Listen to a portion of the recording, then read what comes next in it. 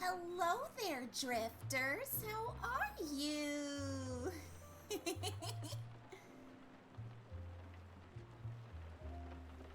How are you guys? Hello, hello. Hi. I have pasta. I want to finish it, but it's going to take too long. I'm such a slow eater. So I'm just going to have to munch on it while we chat. Paschetti. I do like some paschette. Hey, Malgi. Thank you for stopping in. Sorry for the late start. I had work today at the Void Shelter, and it ran a little late, as usual. I do have pasta though, and that's a pretty good day right there. Oh. Nope, the pasta tried to glitch me out. I shouldn't have eaten it so much. Oh. Nothing, Nettie. It's, bread. I have bread. Nothing about spaghetti. Only bread. Nothing else. Eee! Oh, Malgi, the lurky command should work this time. Try it, try it.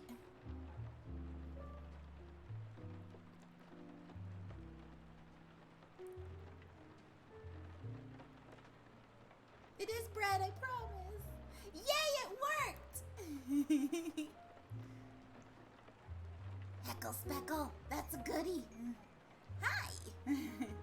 So, how you doing tonight? I'm doing good, Nettie. I'm doing pretty good. I had a long work day, but I have a bowl of bread. I have a bowl of bread. And I'm eating it. Please don't hurt me. I promise it's bread. It just sounds like slippery bread. Hold on, let me move it. Okay, I have slippery bread. Oh.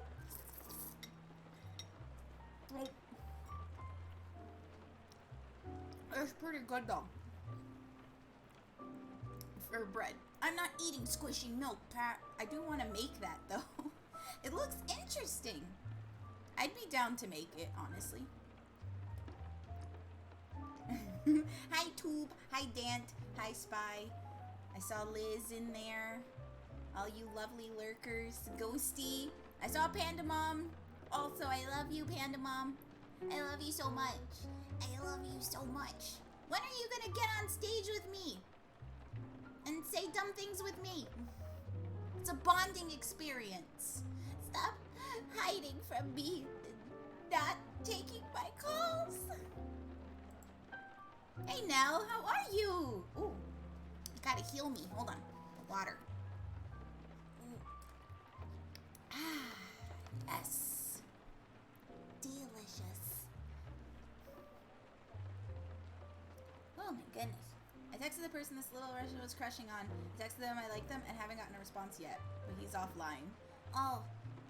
Well, here's hoping. You know, with those kind of things, I know it's like super rough when you try to reach out to someone to tell them something important or make them feel special, and they may not always respond. But you know what? Even in the long run, the worst that they can say is no. And that's okay. You just kind of move on from there. And don't let it get you down. You just keep on trucking. And eating pasta. With bread.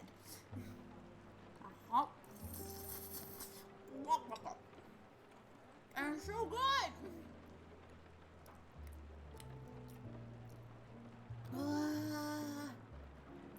Shaman King? Wait, Shaman King is back? That's so old! I remember Shaman King. Holy damn. I haven't seen that show in forever. Gosh, I haven't even thought of that show in forever. I remember watching that. Okay, so, like, I remember watching that on 4Kids. They're remaking it? That's awesome. Dude, Shaman King was pretty alright. That was a pretty good show. I didn't even know. Damn, I am way behind the times. I had no idea. I didn't even know that they were redoing that. Well, you know what? I guess it makes sense. They're trying to bring back all these older shows. Oh yeah, Shaman King's intro was weird. I kind of remember it. Sort of, kind of, sort of. But it was a pretty good show. There was like these people that would like fight with, it was like JoJo but not. They fought with like their own spirit things. And there was this one girl, God, what was her name? But she was such a tsundere. And she had the bitchiest face ever. I kind of remember. Look around you, look beyond. You can make an unbreakable. Anna! Thank you. Yes, Anna. I remember. She had RBF like no tomorrow. I strive to have RBF that prominent. It's necessary for my species, you know, so nobody knows to fuck with me. or my food.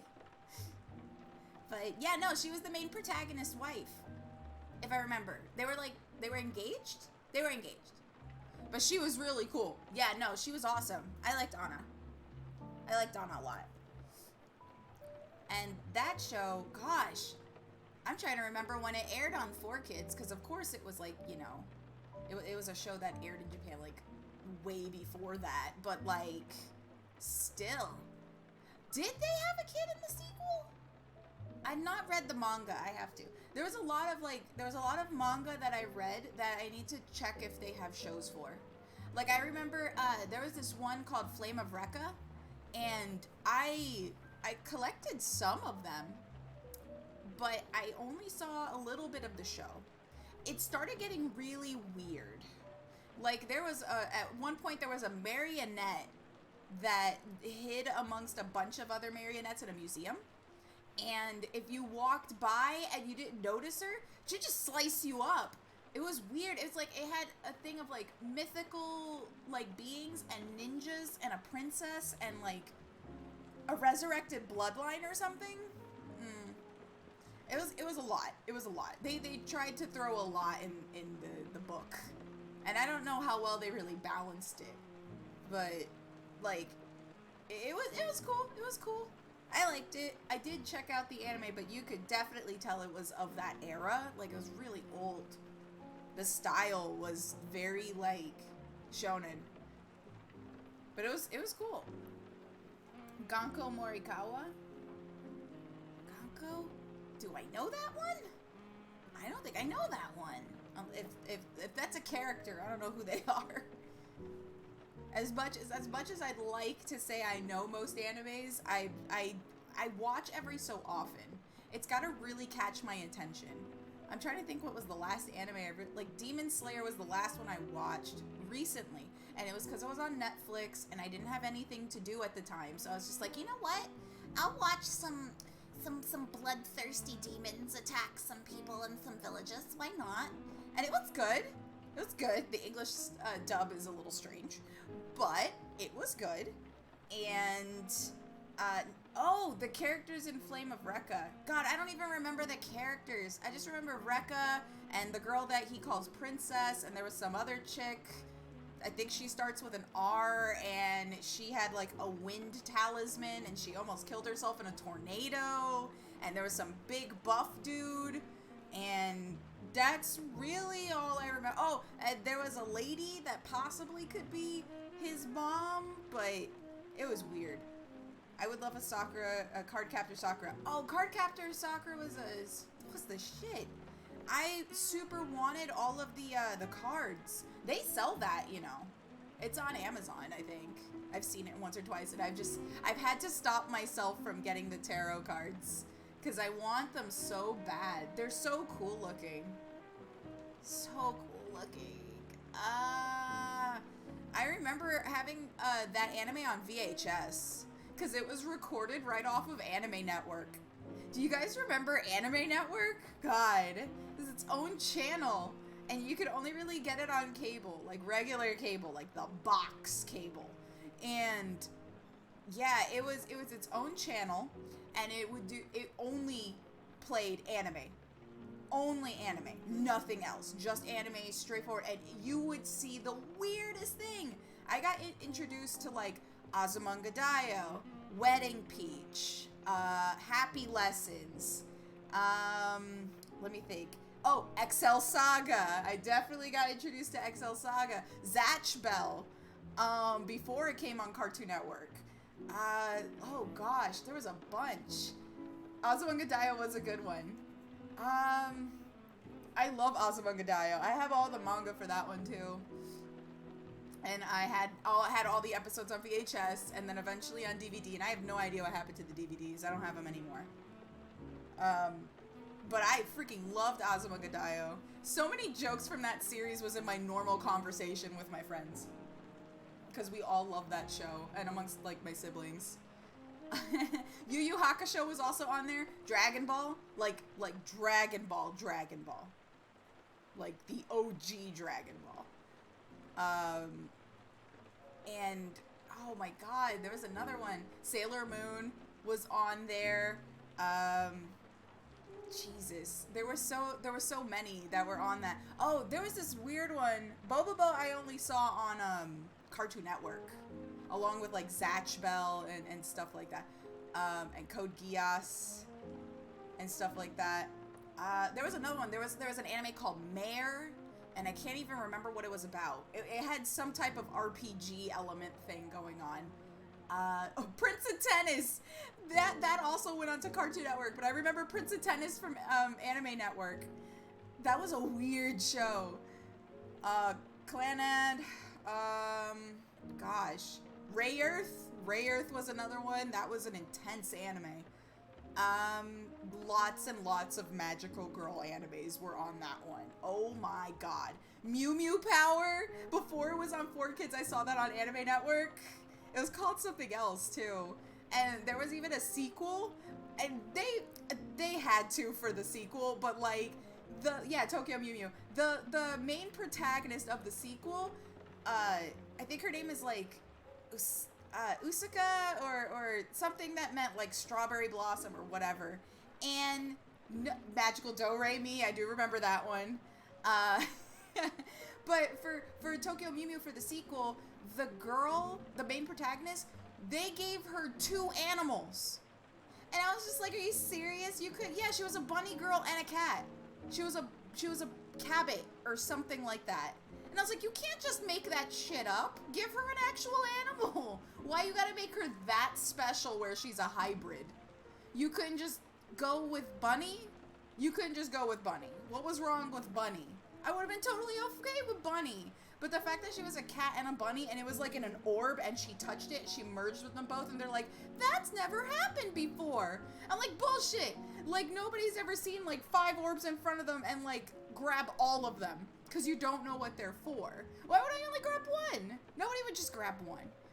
You should have just made all the characters hybrids, and then I would have been okay.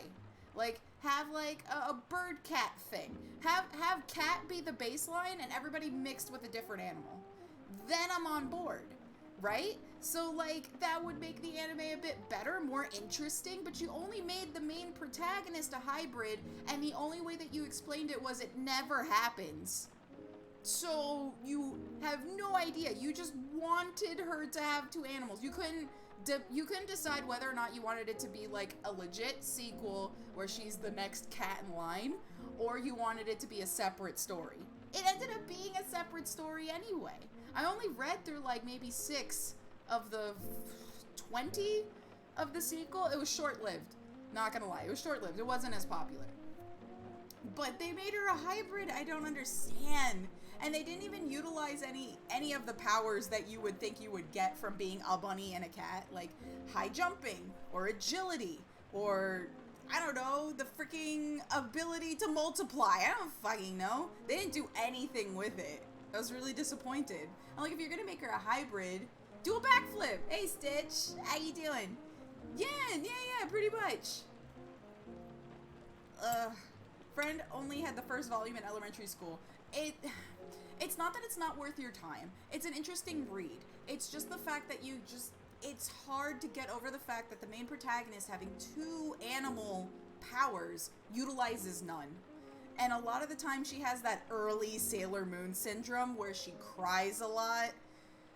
I don't understand with magical girls, like back then, why the protagonists always were very like crybaby like. I just never understood that. That was never appealing to me. I like Sailor Moon and everything, but God, all she did was cry during the beginning episodes. I'd say like maybe halfway through season 1 did she stop, and she got a little bit better. You know, Usagi's great and all. It's just like, oh my God. Also, have you guys been like seeing some of the clips from the English dub like resurfacing on YouTube? Why did I don't think I remembered until I saw the clips, but they made Sailor Moon sound like a 50-year-old lady.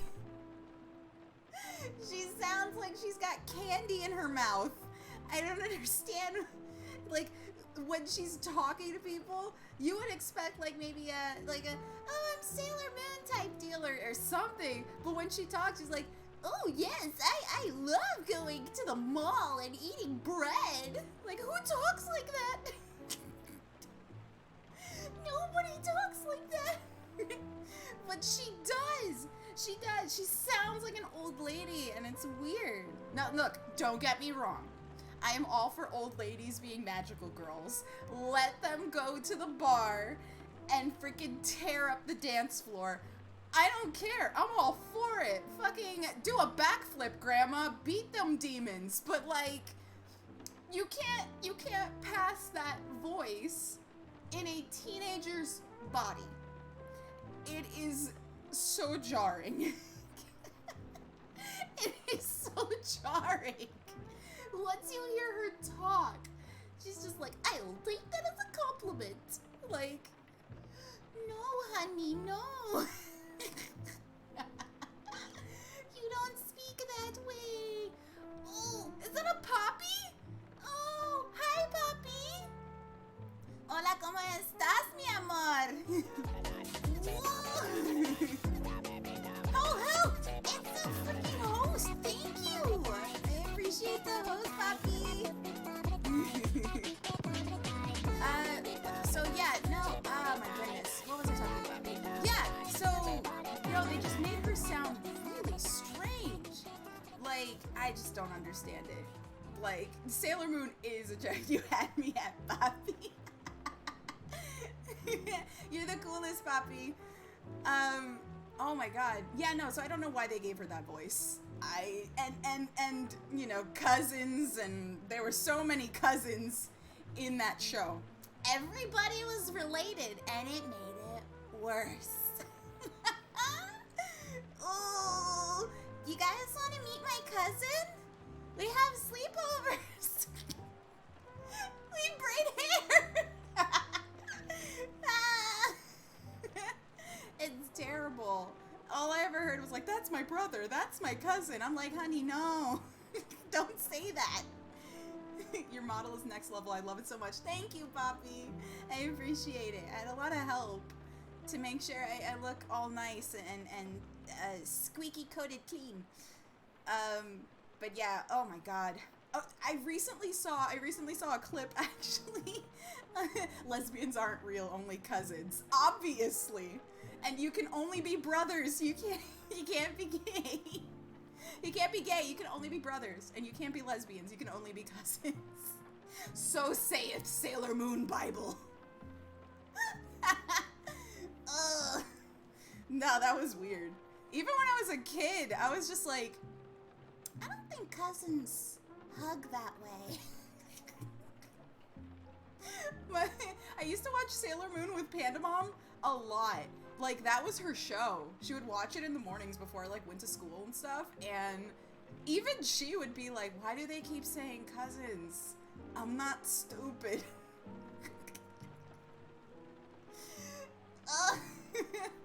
I could never get over that. Oh my God. Yeah, no, it was weird. It was weird. Sailor Moon was a trip back in the day. Have you guys seen the remake? What is it? Sailor Moon Crystal? I haven't seen it yet, but it looks really pretty. I really want to see it, actually. Pantomim's like, true. I know! We would just sit there, and even I was like, Ma, why?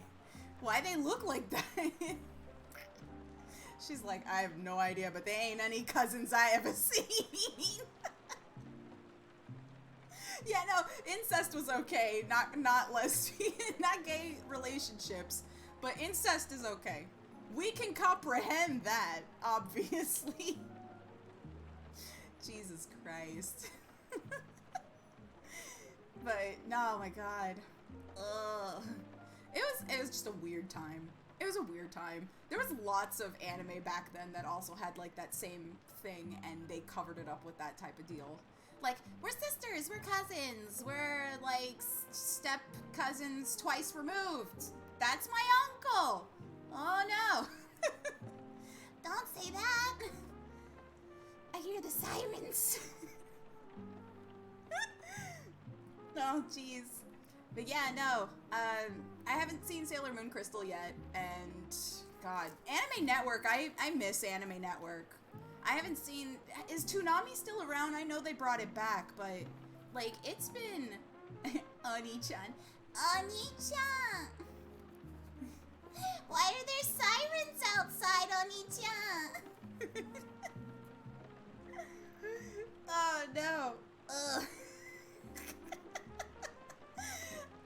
No. Stop it. I'm sorry. Is Toonami around still? I remember when it came back. Like, okay, do you guys remember Maguzi at all? I only watched it a little bit because I was freaking obsessed with Code Lyoko. And I freaking loved Code Lyoko. Oh my God. Gwemsy! My precious goat boy. Good evening. About to go to work. I'm unable to hear stream, but I love you so much, and I'll see you tomorrow. I love you too, Gwem. I'll see you tomorrow.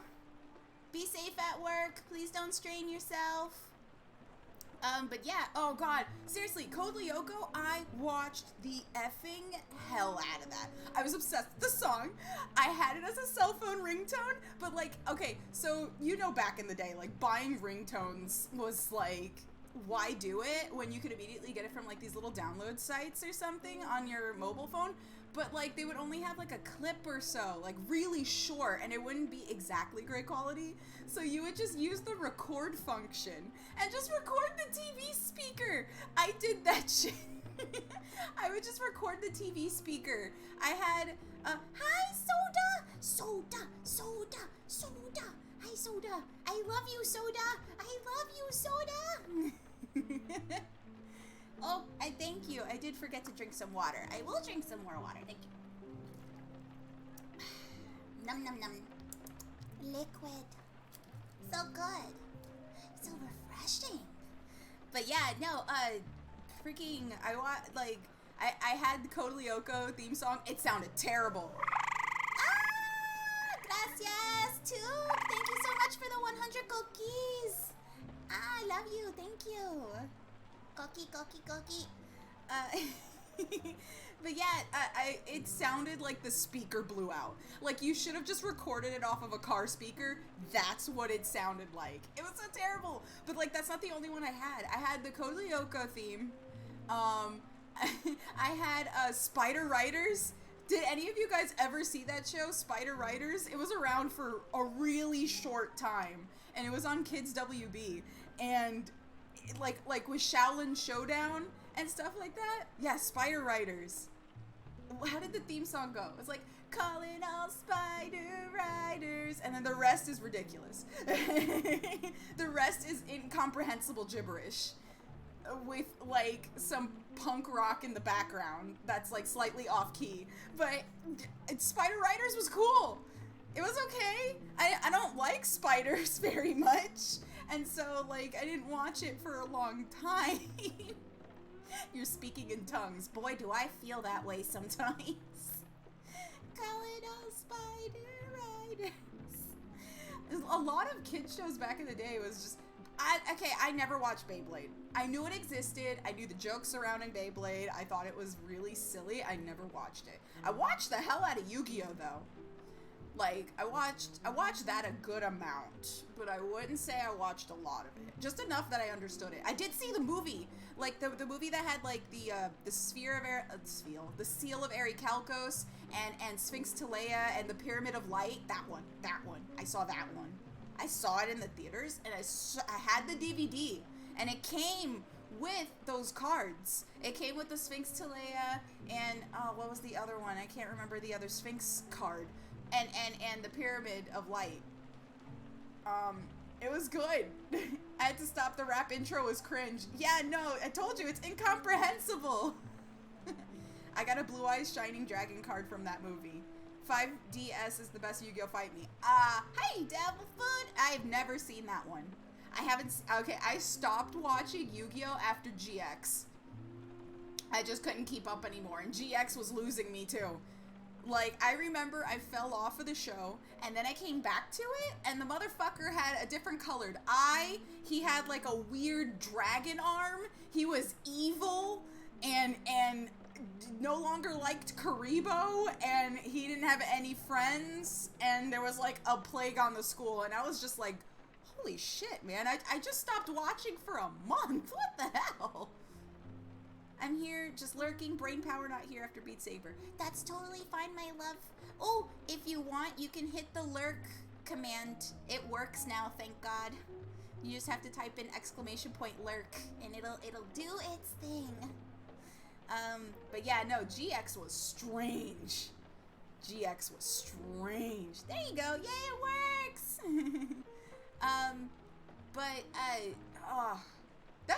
I remember watching the GX Abridged series, and that was my shit. I watched a lot of Abridged series and not the actual show, I realize, with a lot of, like, shows that I remember. I know there's dueling on bikes. I know that much. And their hair is ridiculous. Also, in the Abridged series, there's, like, gay tension between the two main protagonists. From the 5Ds and the original Yu-Gi-Oh! And that's because I'm a degenerate and I watch the Abridged series, and I will just take that as canon any old day. Card games on motorcycles! Abridged series are the best. They are! I don't remember the Pokemon Abridged. I know there is one. Multiple. But I remember the one by One Kids. And that's it. And that one was okay. But they didn't, like, continue, so I didn't watch the rest of it. I just, like, stopped. Ash, complete brainless dolt. Are you sure that's the Abridged series and not just the original series? No, but yeah, no, it was good, yeah, I watched the hell out of Pokemon, too. I stopped... Pokemon is still going. I have yet to watch Sun and Moon, but I heard it's good. I haven't watched, like, Legends. I heard that's good, too. I stopped, like... Gosh, I don't even know. When was this time that I stopped? Black and White? I didn't even watch Black and White, actually. The one before Black and White, maybe. Whatever was referencing Diamond and... You know what? No, it was that one with the screaming Charmander that was getting bit to shit from a Squirtle. That's the last time I ever saw a Pokemon show.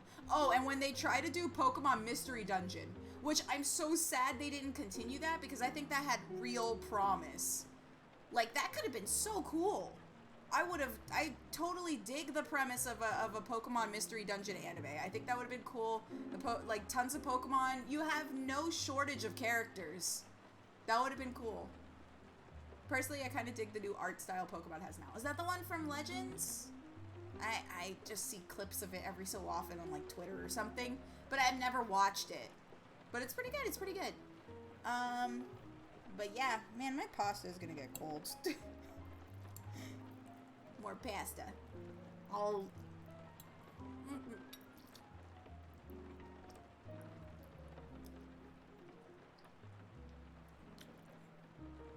Oh, I took too big a bite. Mistakes were made. Instant regret. No gratification. Gonna pass out. Hold on.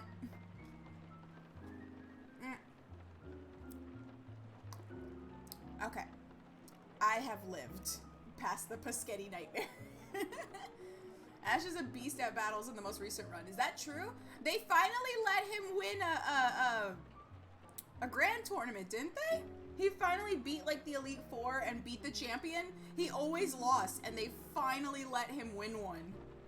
What a day that was. What a time to be alive when Ash Ketchum finally wins in the anime. Yeah, after years, he always lost.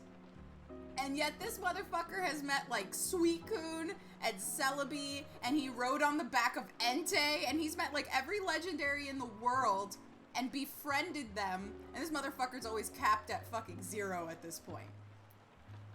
Weird. Just freaking weird. Very cruel and unusual. Yeah, he won the Alola. There we go. I didn't even watch that one, but I heard. Yeah, he befriended Mewtwo. By the way, I love the Mewtwo movie. Mewtwo Strikes Back. No, Mewtwo Returns. Mewtwo Returns was a good movie. I loved it. It was really good, and it just showed a really nice bond between Mewtwo and Ash, and it was nice. And he didn't have to forget. It was good. He didn't wipe his memory that time. So that means, canonically, this guy is literally friends, best friends, with a genetically made super Pokemon. And this boy can't just call a favor? He can't just ask Mewtwo to come down and fight in the Elite Four with him? Like, seriously? You can't just summon Ho-Oh for a little bit? You had a whole movie dedicated to finding him. What about Suicune? What about Entei? What about freaking Lugia? Go find the flute. I know you know where it is. Find the flute, summon Lugia. Tell him to come fight. Tell him, hey, we scrapping at Denny's. Can you come down? Like, you Moltres, Articuno, Zapdos, anybody. Aerodactyl, for God's sakes. He carried your stupid butt out of a cave. Come on. You have connections. Get Celebi. Get Jirachi. Shaman. Anybody. Oh my god. Anybody. You are friends with like every legendary under the sun. Except maybe Dialga and Palkia. I don't think they were friends with you. They tried to kill you. He caught a Suicune first try? They're allowing that now? Well, I mean, at least he caught one, right? Ash never caught any legendary he ever ran into. Like, I get it. He was like, respect. They're legendaries. They deserve to be free, and I get you. But, you know, when you start realizing there might be multiples of those motherfuckers, like Ditto, just do it, man. Have them come around. It's not like they're really gonna be listening to you. You just kind of have it for bragging rights. Get them in the Pokeball and then set them free afterwards. At least you would have it in your Pokedex that you caught a legendary. Like, there's proof. Come on. You don't even have to keep them. You can set them free. That's a possibility. I've seen it done. You can do it. Just catch the legendaries and then set them free. If you want to keep with the whole, like, respect the legendaries, they, you know, remain in nature and stuff. I totally get it. But, like, what? You wouldn't even catch them? At least get their information. Get their digits. Ash, you're killing me. Jesus. My theory has always been that wishes on Ho-Oh come at a price. He could catch them all, but he would never be good at it. So it's like a monkey's paw is what you're saying. That's an interesting theory, actually. And that would explain a lot why he's, like, never won.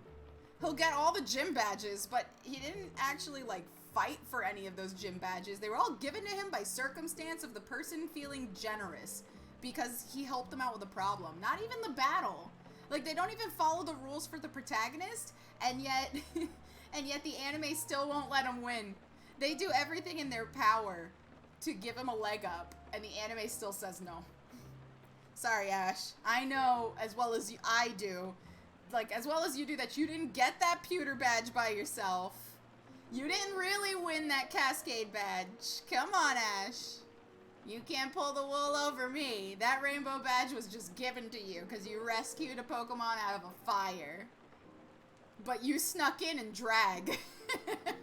And we're not gonna let that go.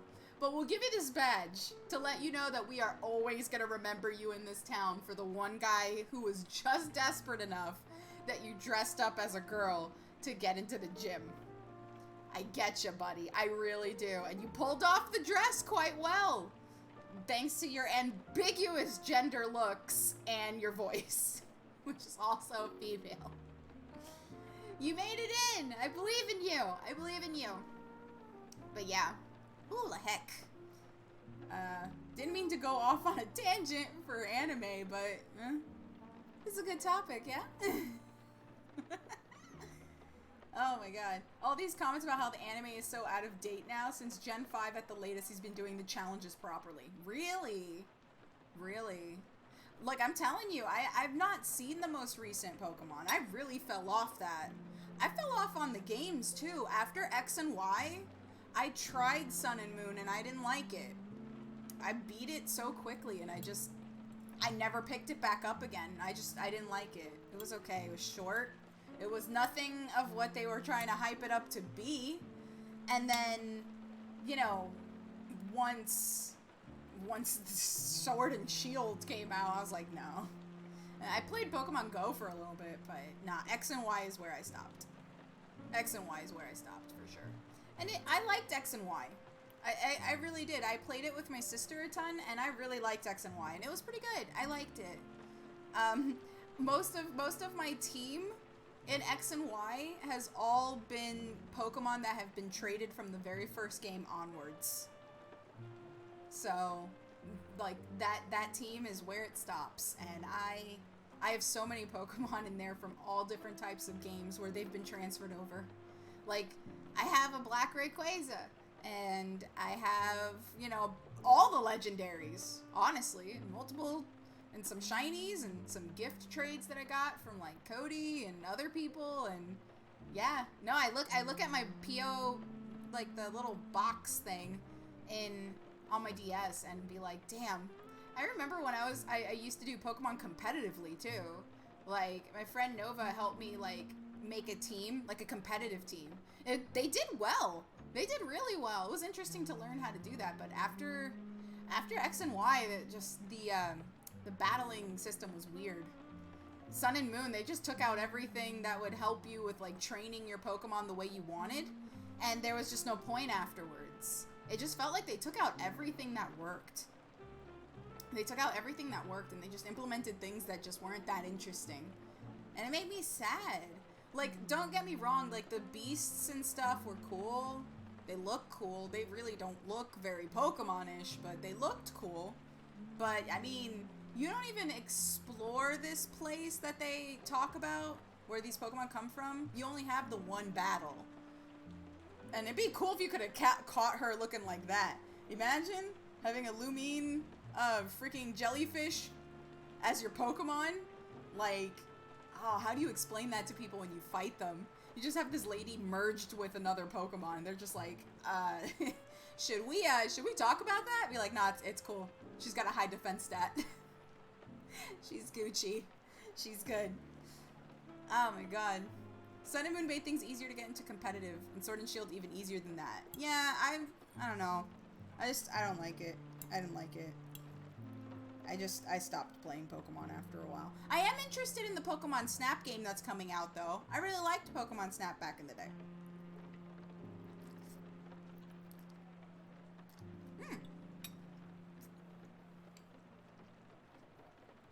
Pasta!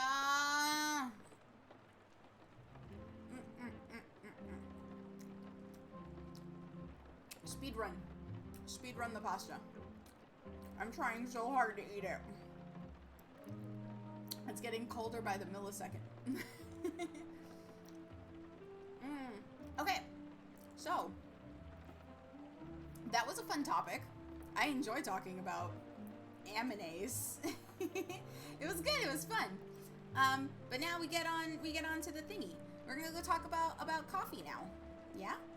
So I came up with this thing called Coffee Talk because I talk about coffee a lot, and I thought it would be fun to share information about what I know about like coffee in general and tea and stuff like that, because it's something I'm very passionate about. So I thought it'd be fun to share it with everybody. I'll try not to be too boring about it. We'll go through it quick and then we'll jump right back onto other topics. What's that? Random question. Do you have paws or hands? I have paws. They're a little skinny though. So they kind of look like hands, but they're paws. I have paws for my handsies and my feetsies. I have paws.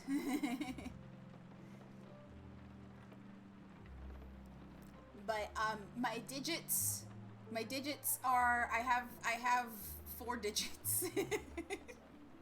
I'm not polydactyl, so I don't really have like a thumb sorta. Like I kinda do. It's a weird mishmash of a hand paw thing. I consider them paws, but they sort of look like hands. They have the beans, they have the claws, and everything. Everything that you would expect when you look at paws, but they're sort of hand-like. I mean, how else am I supposed to fit them in these gloves? And also shoes. Shoes are hard to wear with paws. I have straight up cat paws for feet. They don't look like anything else but paws. And yes, I have toe beans. I do have toe beans. They're pink. They're like a coral pink. I have pink toe beans and pink hand beans. I do have hand beans. Putting on my gloves is an experience.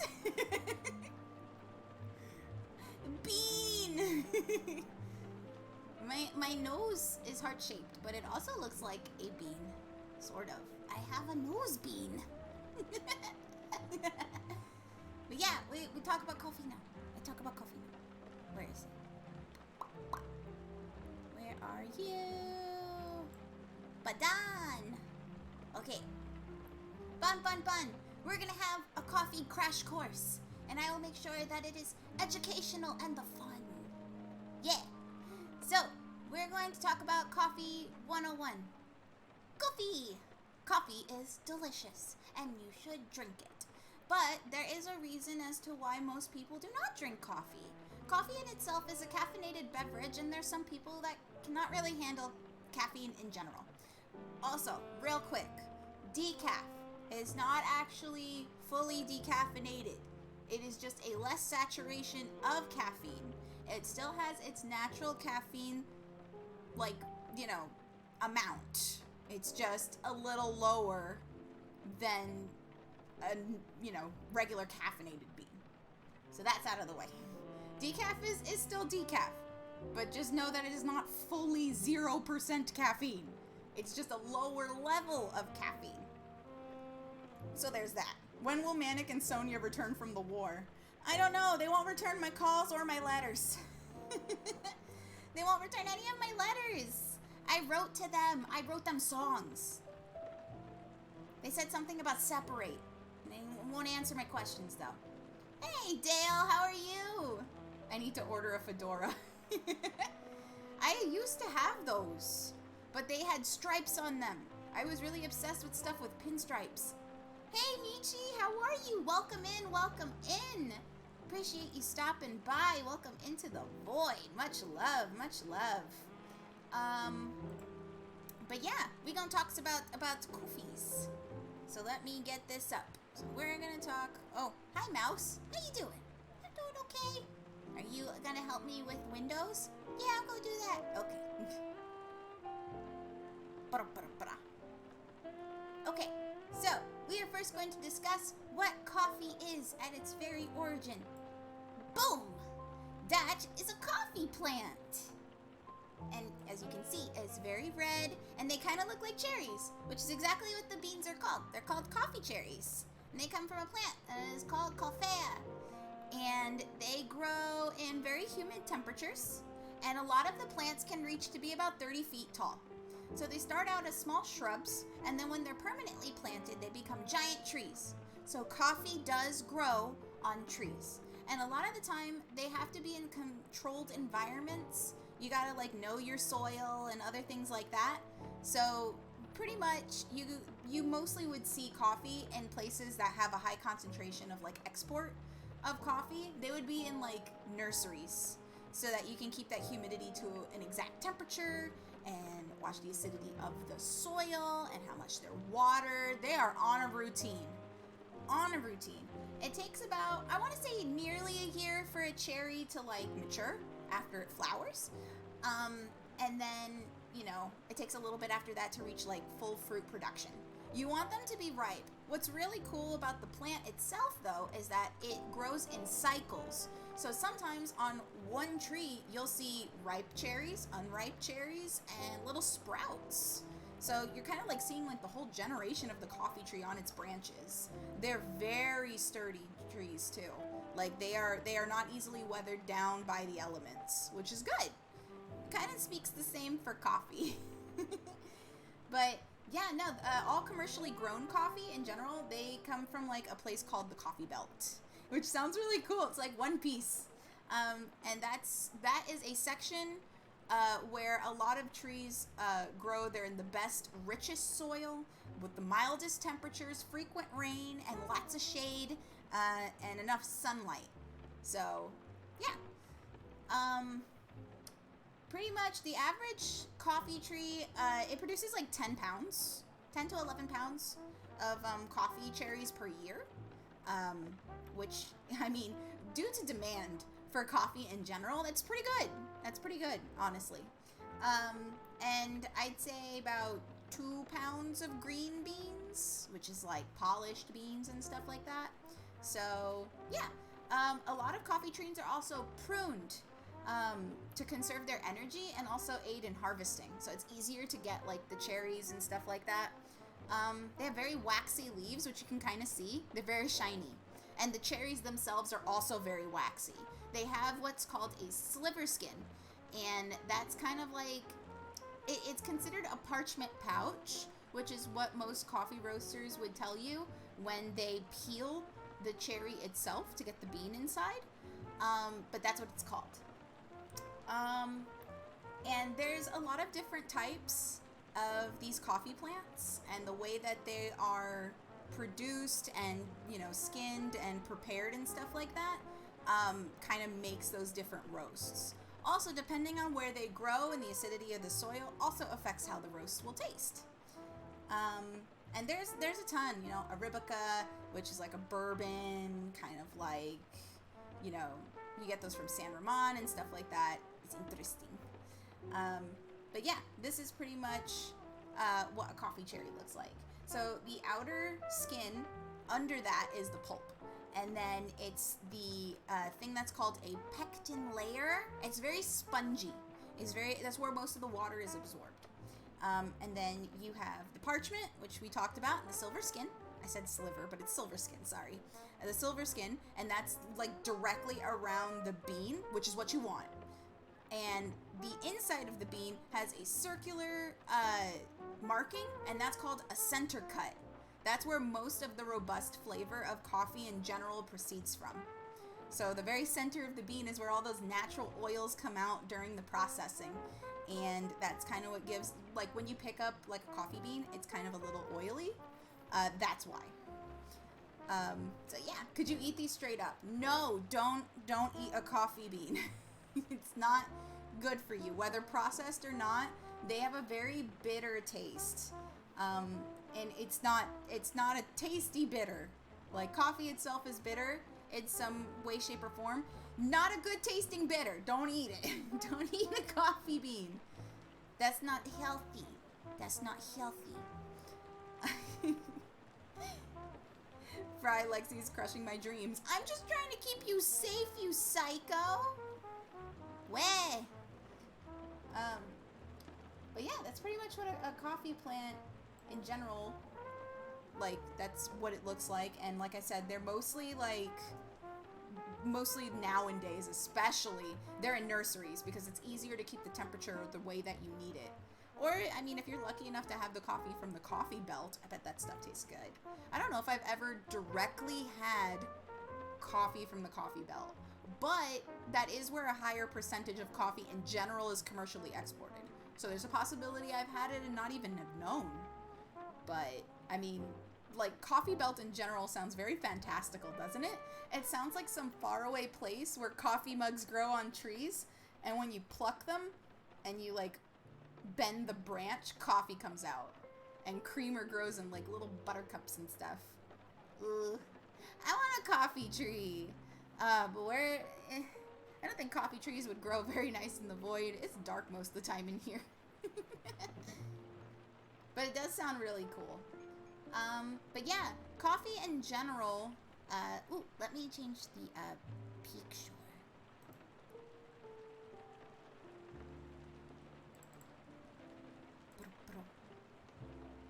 There we go.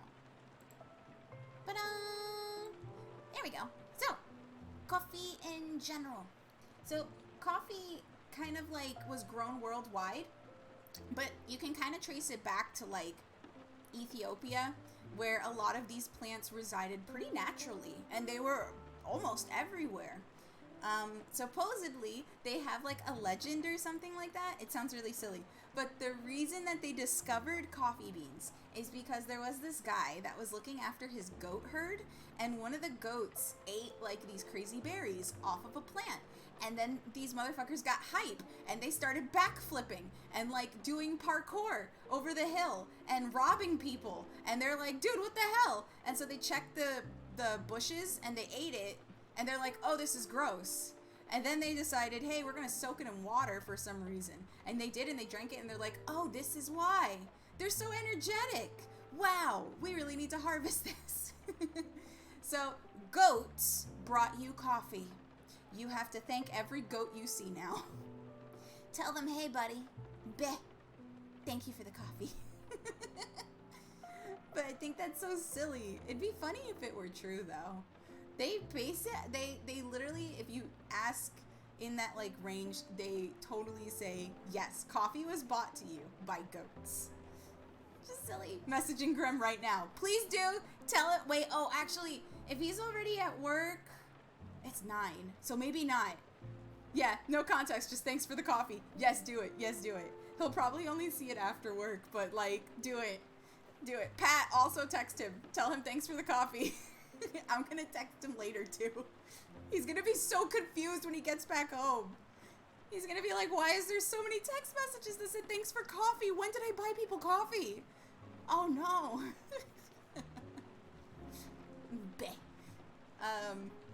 But yeah, okay, so coffee in general, when it started getting cultivated and traded, it was in the Arabian Peninsula, so like Yemen and all that other places, and it was pretty much being grown like in Persia, Egypt, Syria, Turkey, Yemen, which I'm pretty sure I said that, but just in case, Yemen. Oh, have fun, Spy, have fun and wow. Breathe, drink lots of water. But yeah, and coffee was not only enjoyed like, you know, at home, but there was like coffee houses popping up everywhere. It was like a big social thing, which if you think about it now, it's pretty much the same way. Everybody's, you know, drinks coffee pretty socially. When you have somebody over, you can have them over for tea or coffee or whatever. And so it kind of makes sense that it became like some public like ritual, like a social ritual. There you go. And that kind of just, I don't know. I drink coffee by myself, sure, but like drinking coffee with friends, there's something very connecting about it. It might just be me though, because I'm kind of biased and I like coffee a lot. And I kind of see it as a social ritual too. But yeah, pretty much all these coffee houses started popping up everywhere. And then eventually it like found its way to Europe. And like coffee was so popular that it started like pretty much replacing a bunch of breakfast beverages. It replaced them. It said, fuck off. I'm the real beverage now. I'm coffee and you can't take over. I'm the king. So it kind of just was like, dude, coffee is the best shit and we're drinking that only. And so, like, it was in high demand, and every coffee shop that opened was booming. And at first, like, a lot of people in Europe, they were, like, super scared of the stuff. They were like, oh, it's bitter, and Satan made it, and all that stuff. No joke. They assumed coffee was made by the devil. So that was one. 2, like, the clergy and everything, like, they condemned it. They condemned it when it came to Venice, and they were like, yeah, no, screw you guys, you can't have coffee, this stuff tastes weird. Coffee with pals always hits different. It does. But yeah, no, they were like, hey, I'm the Pope and stuff, and no coffee for you. And they were like, bro, you can't do that. And he was just like, I can, because I'm the Pope. And so this went on for like a year. And then they were like, hey, have you actually ever had coffee? And he's like, no, because the demons made it. And they're like, dude, drink it. Come on, just do it.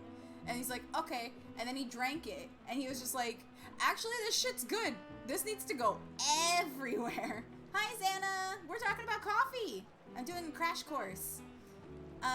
But yeah, no, the Pope was like, I like coffee now. Everywhere needs to have coffee. And that's when it started replacing beverages. And you could find it in like England, Austria, and Germany, and France had it, and Holland. And they had more and more coffee shops popping up everywhere. And it was just socially acceptable now to drink coffee in group settings. And, of course, casually behind closed doors in the secrecy of your home. But it was seen now as, like, this cool thing to do. Like, even youth now were getting into coffee.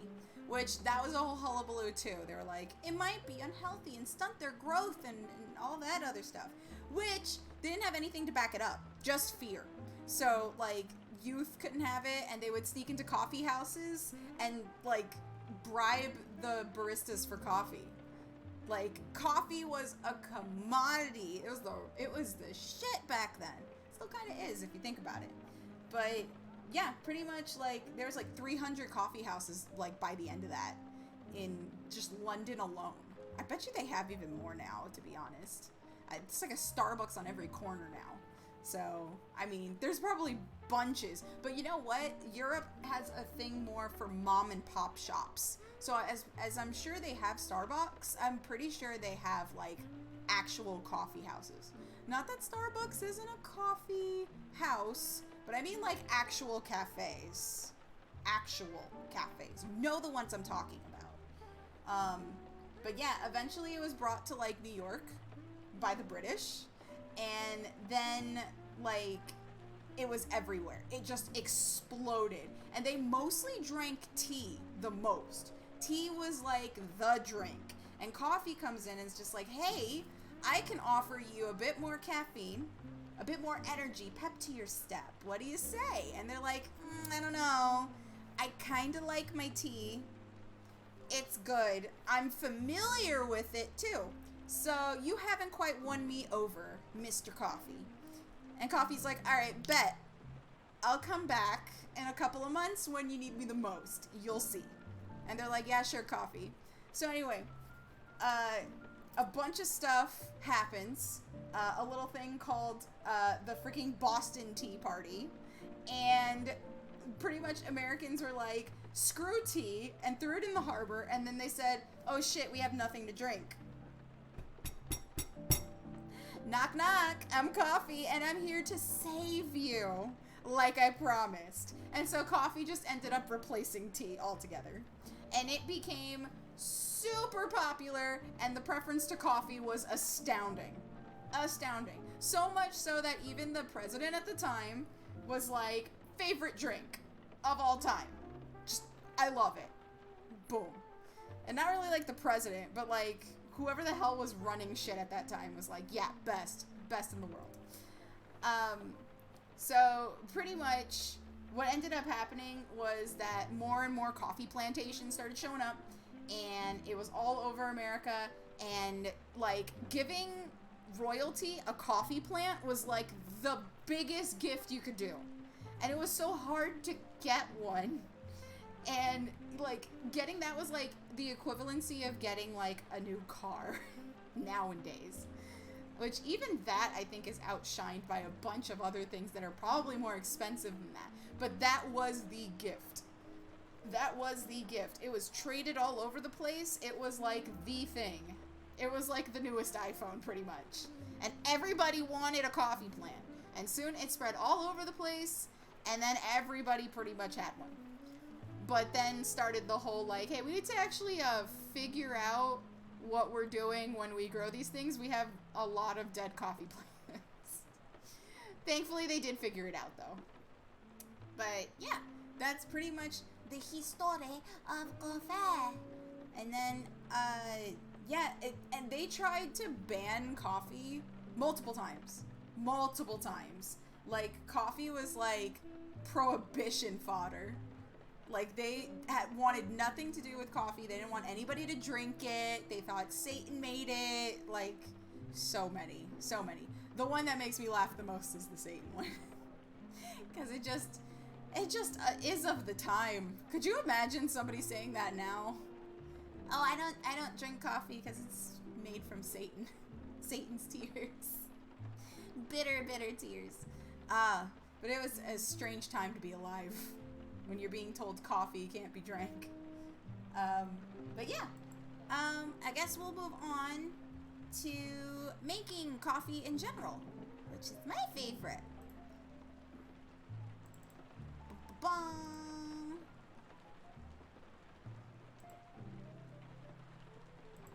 Okay, so I'm sure someone somewhere believes that. You know what? You might be right.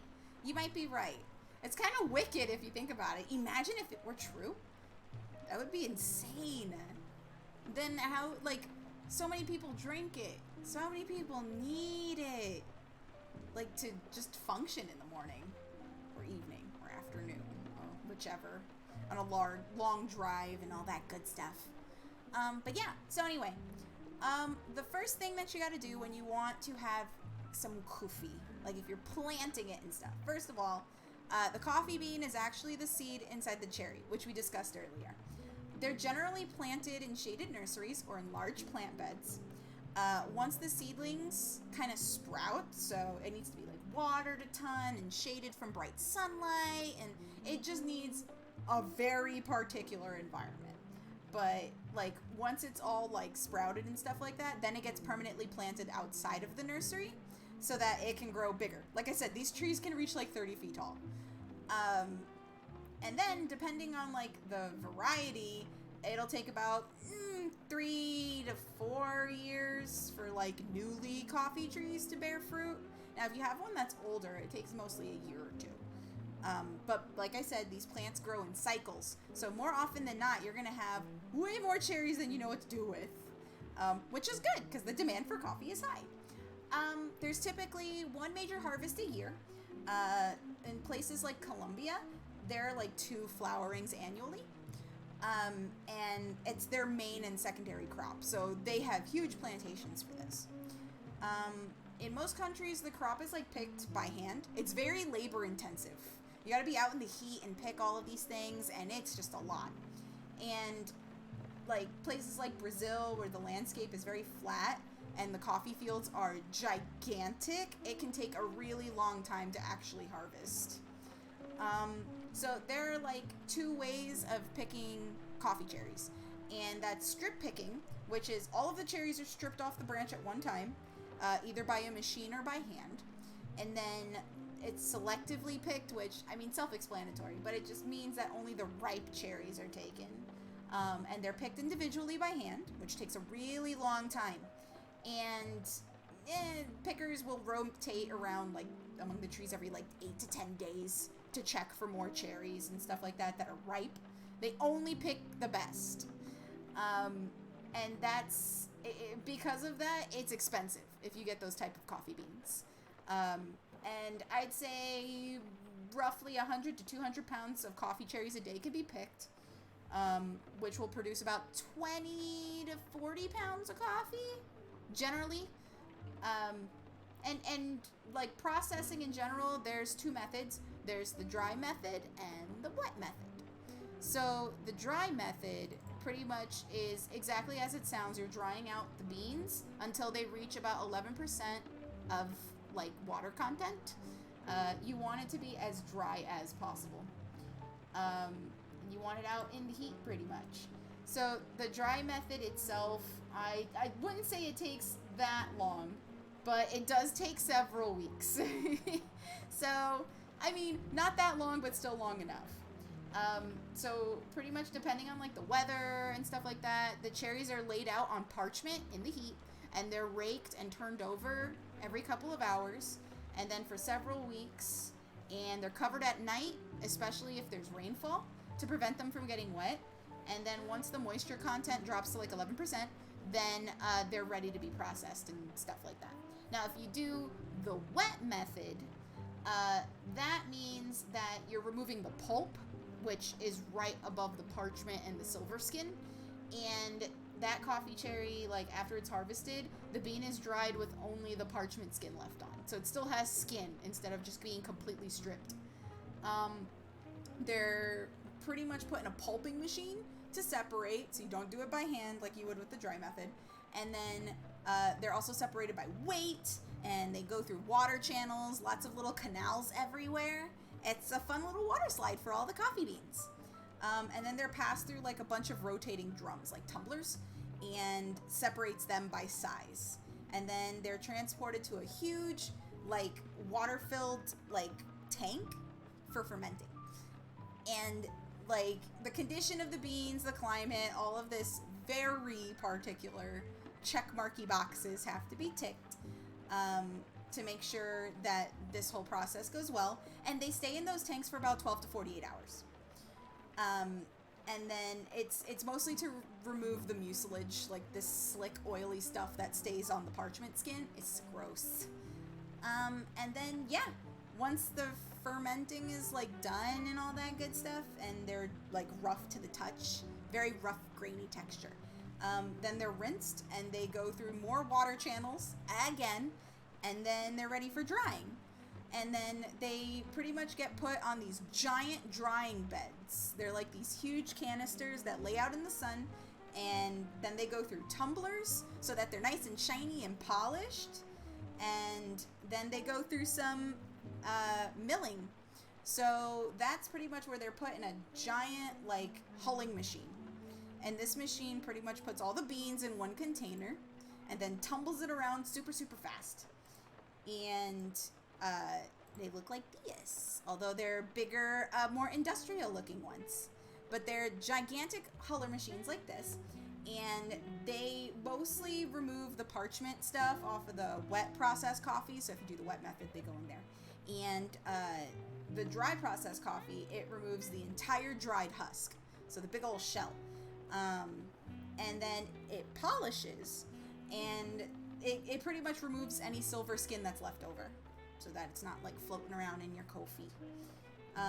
Polished beans are considered superior to non-polished beans, so you'll see some blends that say polished or not polished.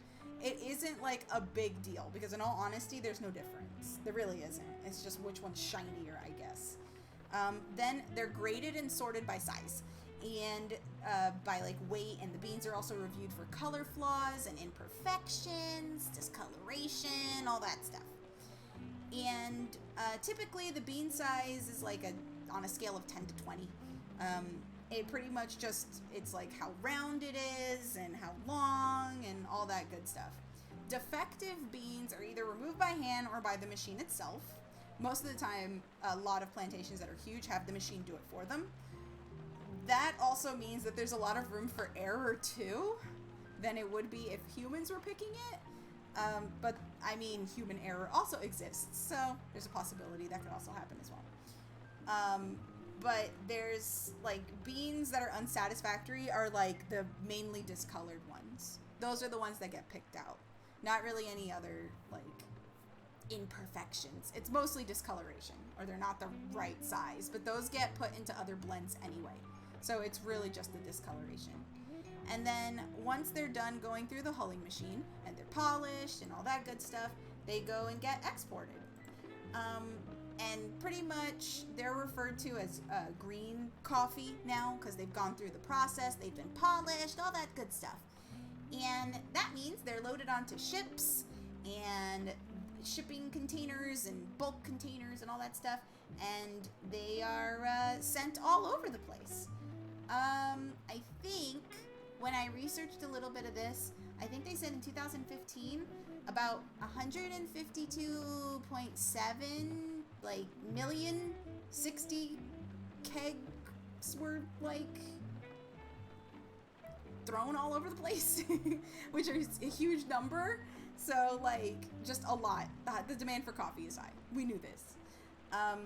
But then once it goes to like the shops and the places where this coffee needs to go, you have the next step, which is tasters or cuppers.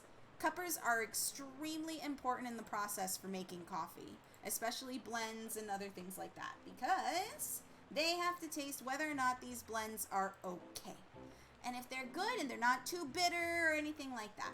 So, it's repeatedly tested for quality and taste. Cuppers usually, they evaluate the beans for like their overall visual quality. So they look at the color of the crema, which is the tannish coloration that's on the top of coffee after it's been poured. They pretty much go into like a lab that has a roaster and stuff. It's big and beautiful and shiny, and it's loud as fuck, and it tumbles all the beans and stuff like that. And then they nose the brew, which just means that they smell it.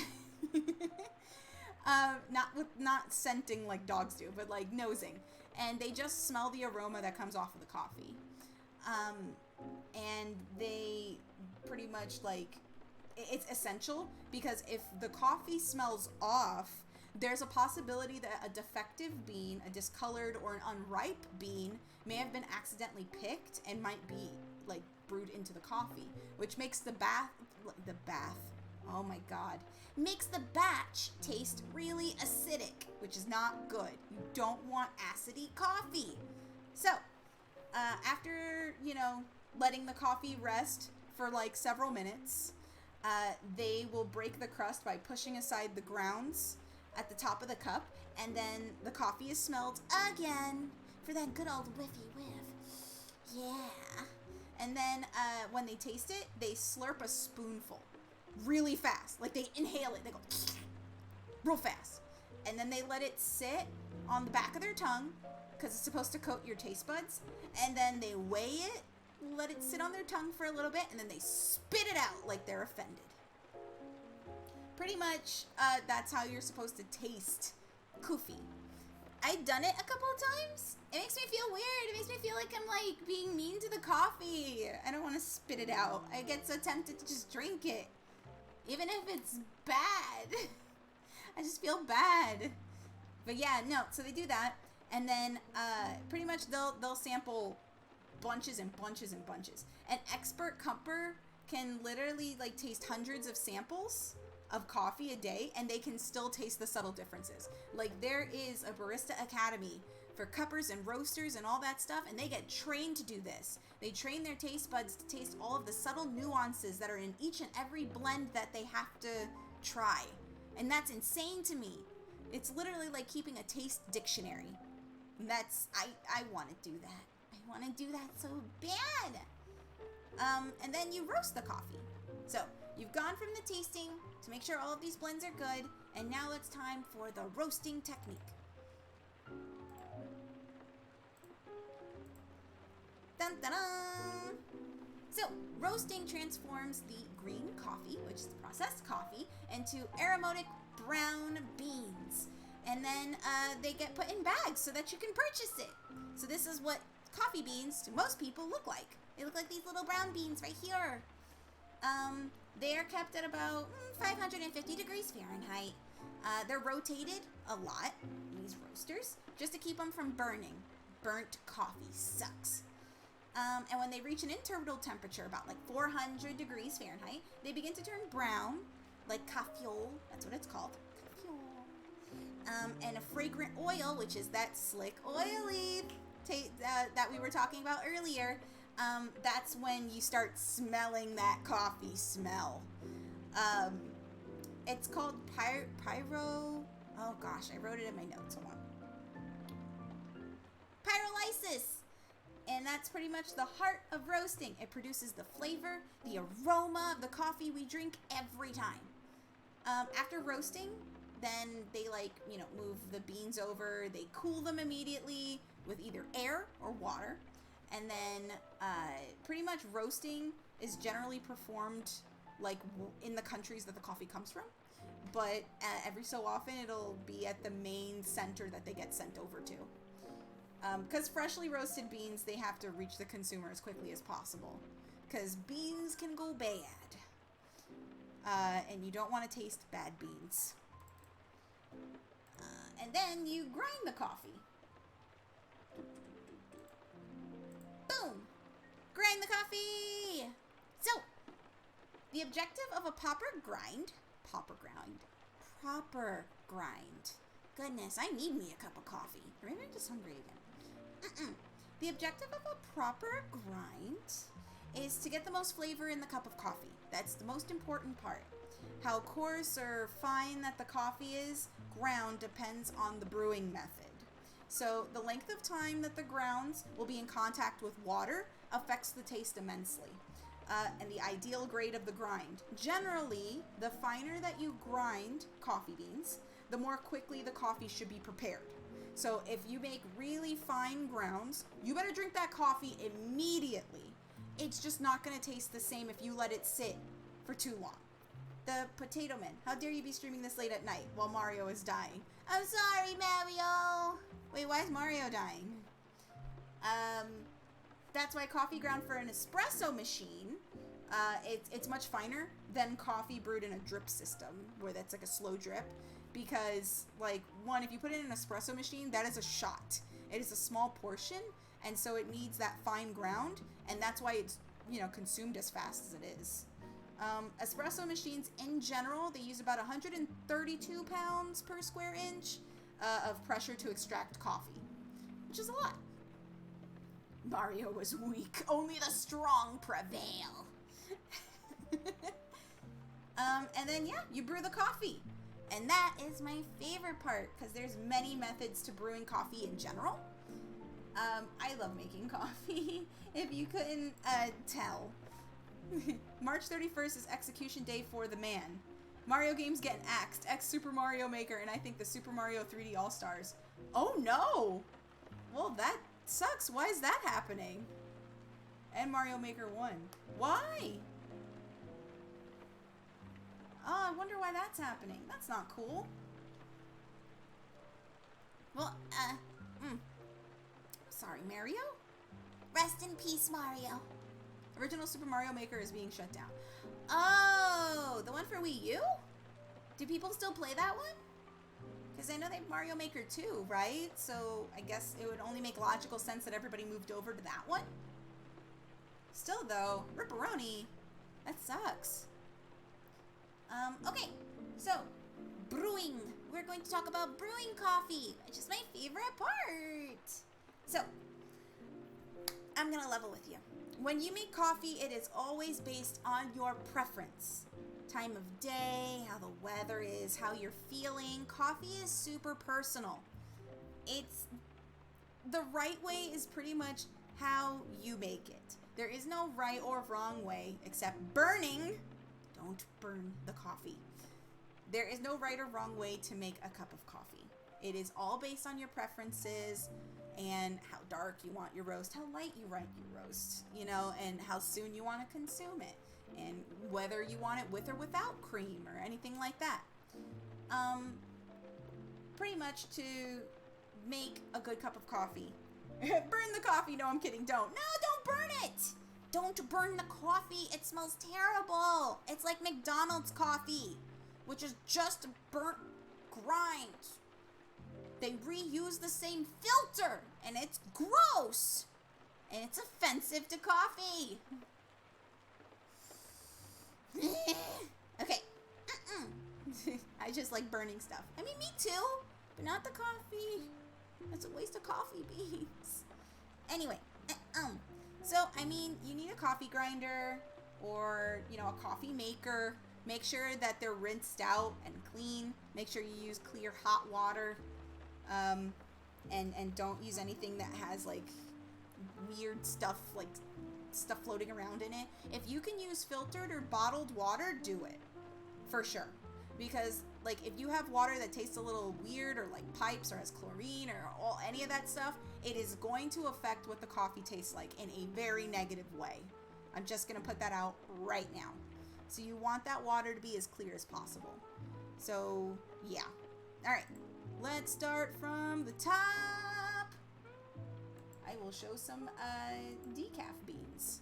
They look pretty much the same, but slightly drier and not as shiny. That's how you can tell it.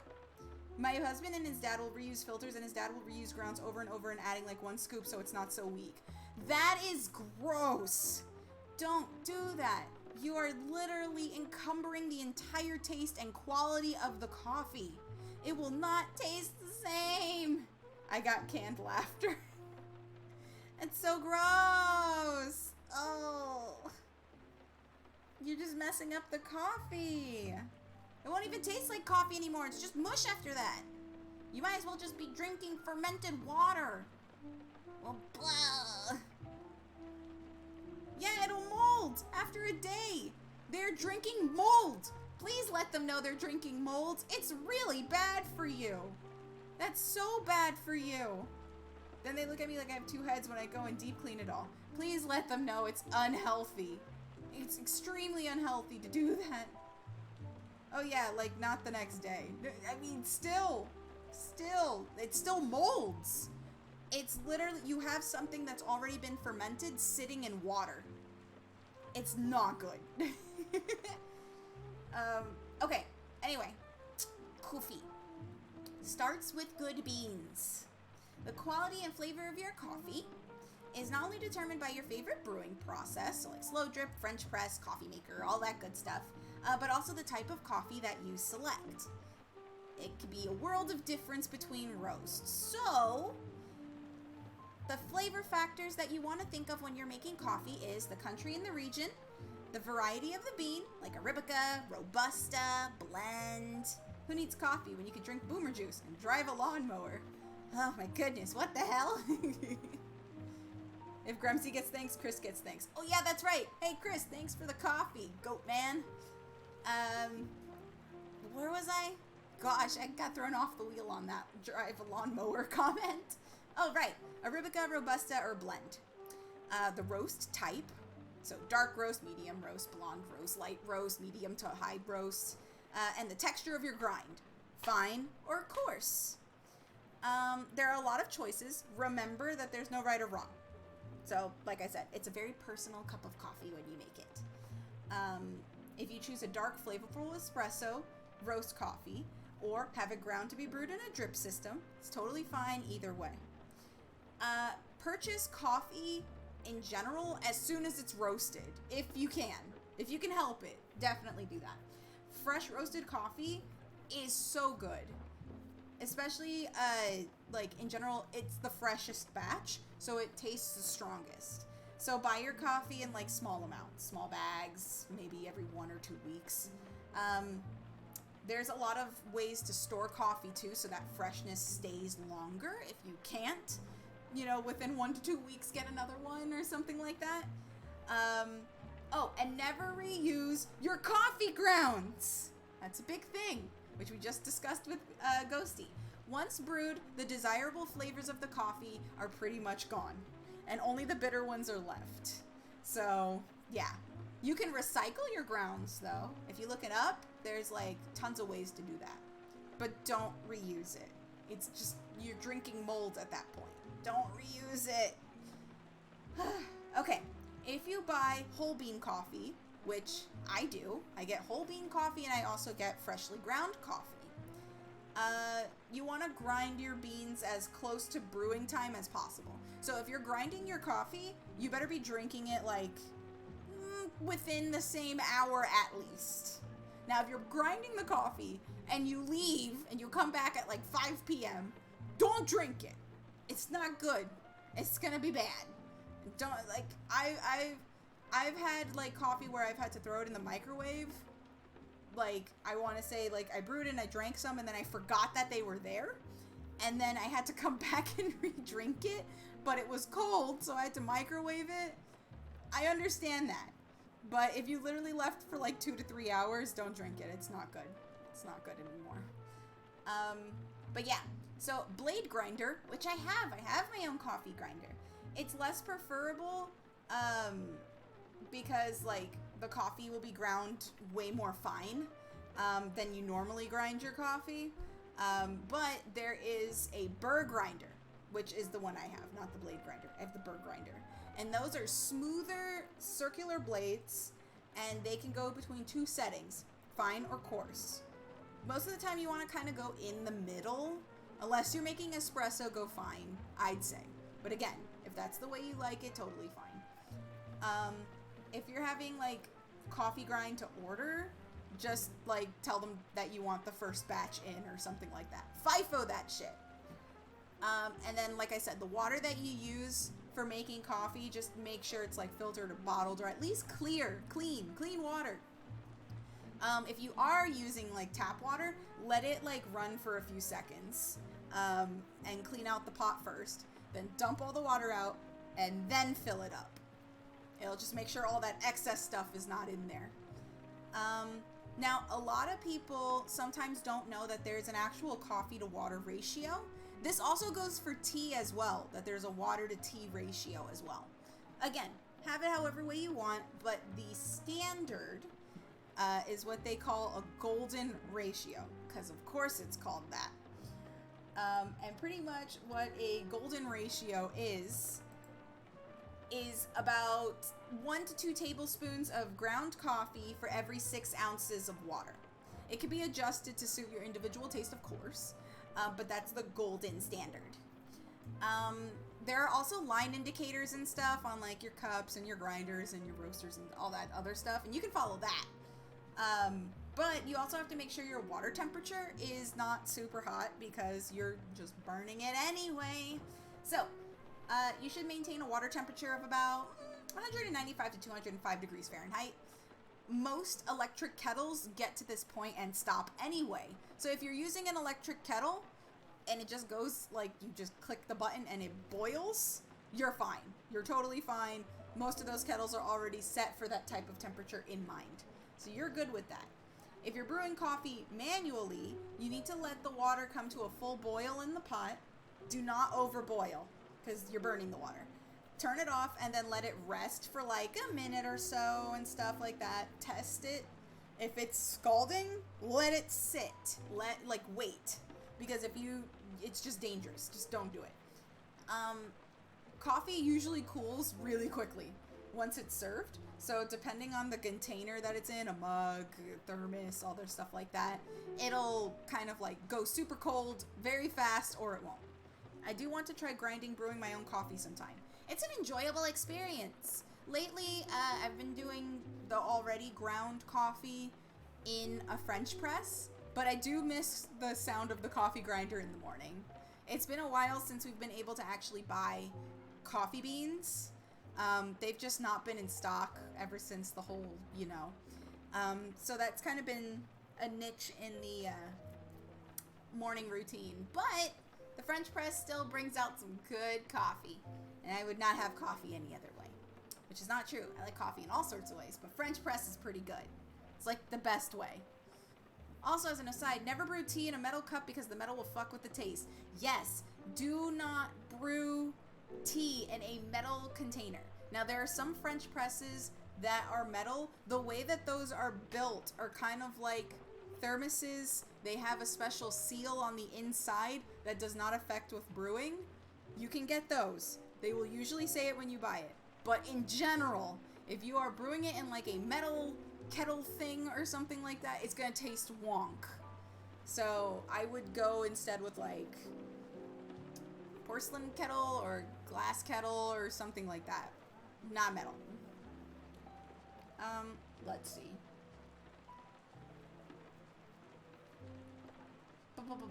Okay, so once you've gone through all these steps and you've brewed it and all that stuff, if you're doing drip system, which is like slow drip, coffee maker, or if you're putting the triangular filter over the mug and you have the beans in it and you're putting hot water directly onto the beans and letting them drip into the cup slowly, which is a very nice experience, although it is time consuming. Then the coffee in general that should be like contact with water, 5 minutes. Let it sit for 5 minutes and boom, you're done. If you're making it with a French press, then it should sit for about 2 to 4 minutes. I let mine sit for 5 minutes just in case. But 2 to 4 is pretty much that good time frame. And then espresso has a really brief brew time. It's like 20 to 30 seconds. you better drink that shit fast. Cold brew, on the other hand, it should steep overnight, about 12 hours. So when you brew that cold brew coffee and put it in the fridge, it's an overnight thing. Let it sit with the coffee and all that stuff, and then drain it in the morning after the 12-hour mark. Pretty much, if it tastes weird or anything like that, then either you over-extracted, which the brew time was way too long and you burnt it, or you under-extracted and there's like no taste whatsoever. But other than that, best thing to know about coffee is that it does lose its optimal taste moments after brewing, supposedly. So only make as much coffee as you're actually going to drink. Otherwise, you can pour it in a canister or something like a thermos, or if you keep it in your French press, which is usually made to keep heat in, you should be fine. Old coffee probably isn't that dangerous. It's just not super appealing, but the mold that does form is gross, and you just don't want that in your system in general. So, let's not do that. And yeah, after that, it's just enjoying the coffee. Take as much time as you want, enjoy the smell, the taste, how warm it is, and just enjoy, just vibe. And that's pretty much how you brew a good cup of coffee. Like I said, there's many different methods. I use the French press method. I have a coffee grinder. I have grind my own coffee before. I've used finely grounds as well.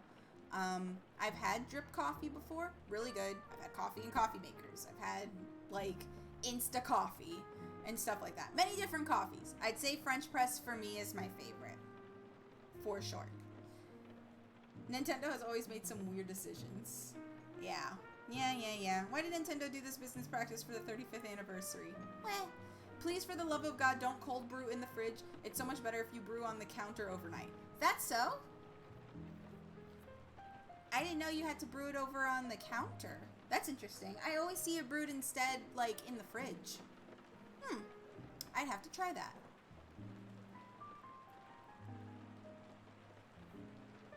Oh, there goes my wireframe. I just need to stretch, sorry. Way. Okay. Ooh, my back. My back.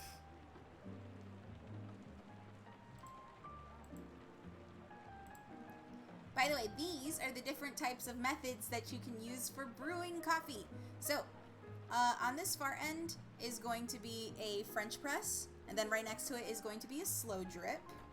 Then you have the regular filter coffee that's on the bottom, so it's the parchment paper with the little funnel and the scoops. And on the other side is a dry extract, and that's kind of for espressos and stuff like that. They're very pretty though. I only have the French press. I do not have a slow drip of my own. But I do have a percolator, which is for espressos, which is that other one at the end. Those are, I'm scared to use those. You put them on the stove top, and just, I'm scared of burning it. I'm not amazingly great at making espressos just yet. But I do try my best.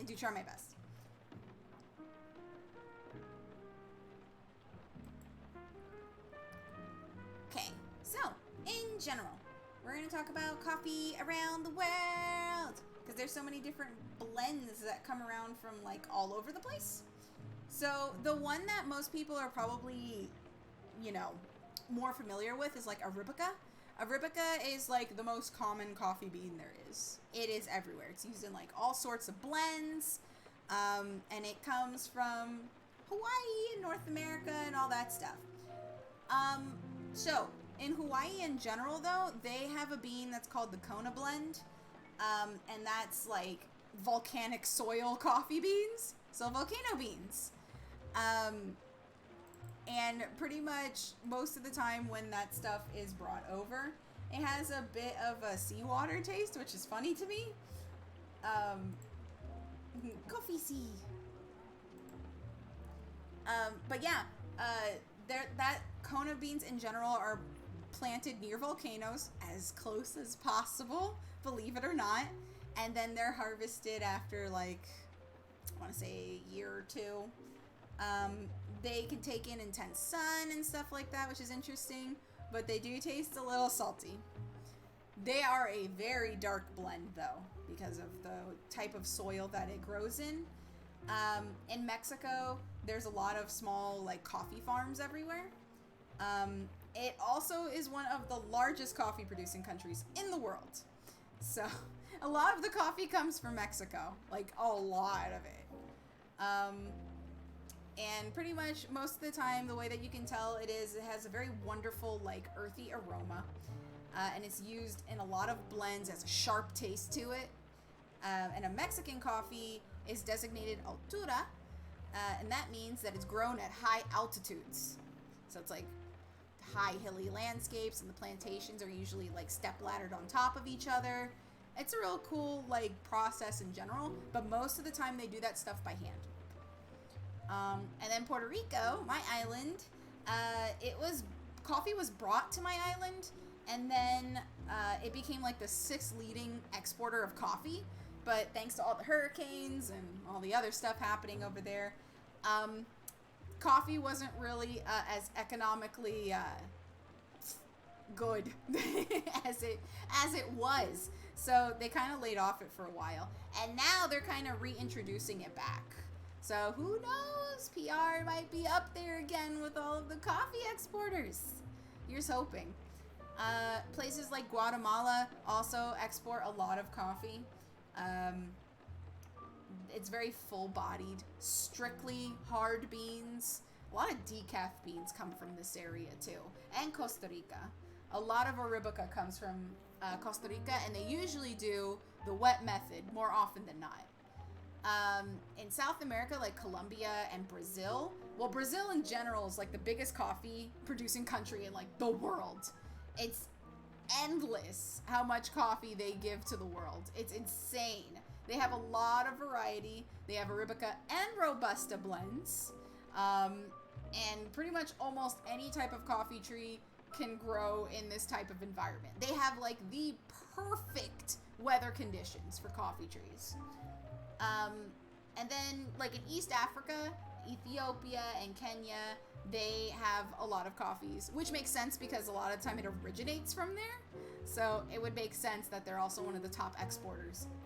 The Ivory Coast, definitely. Yemen's got a bunch of coffee that comes from there too. They're smaller though. A lot of the trees there are like irregular in size and shape, and there's not a lot of water. So a lot of the time their coffee cherries are done with the dry method. And then you have like Indonesia and Vietnam, which I've had Vietnamese coffee and it's pretty good. A lot of their stuff comes from like warm, damp climates. Everything there is dry processed. And I think Vietnam in general was reintroduced to the coffee industry and became one of its largest producers shortly after like Brazil kind of took top spot. But those are most of the countries that you would get coffee from in general, especially today. I'm hoping Puerto Rico catches back up. You can do it. I believe in you. But yeah, other than that, that is a crash course of the origin and history of coffee and where it comes from, and just simple steps on brewing coffee in general. Yeah, so that was my TED Talk. Woohoo! I made it and I didn't die. I do need water though. I think I spoke for like an hour.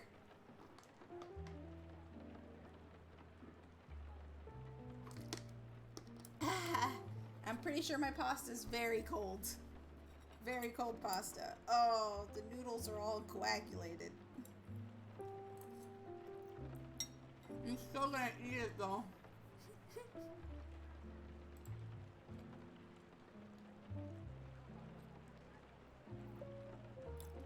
Goodness gracious. That is very cold pasta. But yeah, hopefully that was very educational and interesting for you guys. I will talk about tea next time. Now, some of you did ask questions in the Coffee Talk channel. So let me look at it real quick, because I wanted to answer some of them. Okay, so scroll all the way to the top. Here we go. Depending on what tea you drink, what is the proportion of milk, tea, and similarly honey tea? Okay, So it is dependent on the type of tea you drink. You're very correct, Aunt. Let's say you're drinking a chamomile tea. Chamomile in general is, I wouldn't say floral. It's very like herbal, even though it should taste more floral. But it's very herbal and it has a very like deep, rich taste to it. But it can be very light. It's disgusting. Now, no yelling in the class. We're answering questions here. But yeah, so let's take chamomile tea. For that, if you want to take it as a milk tea, I would say,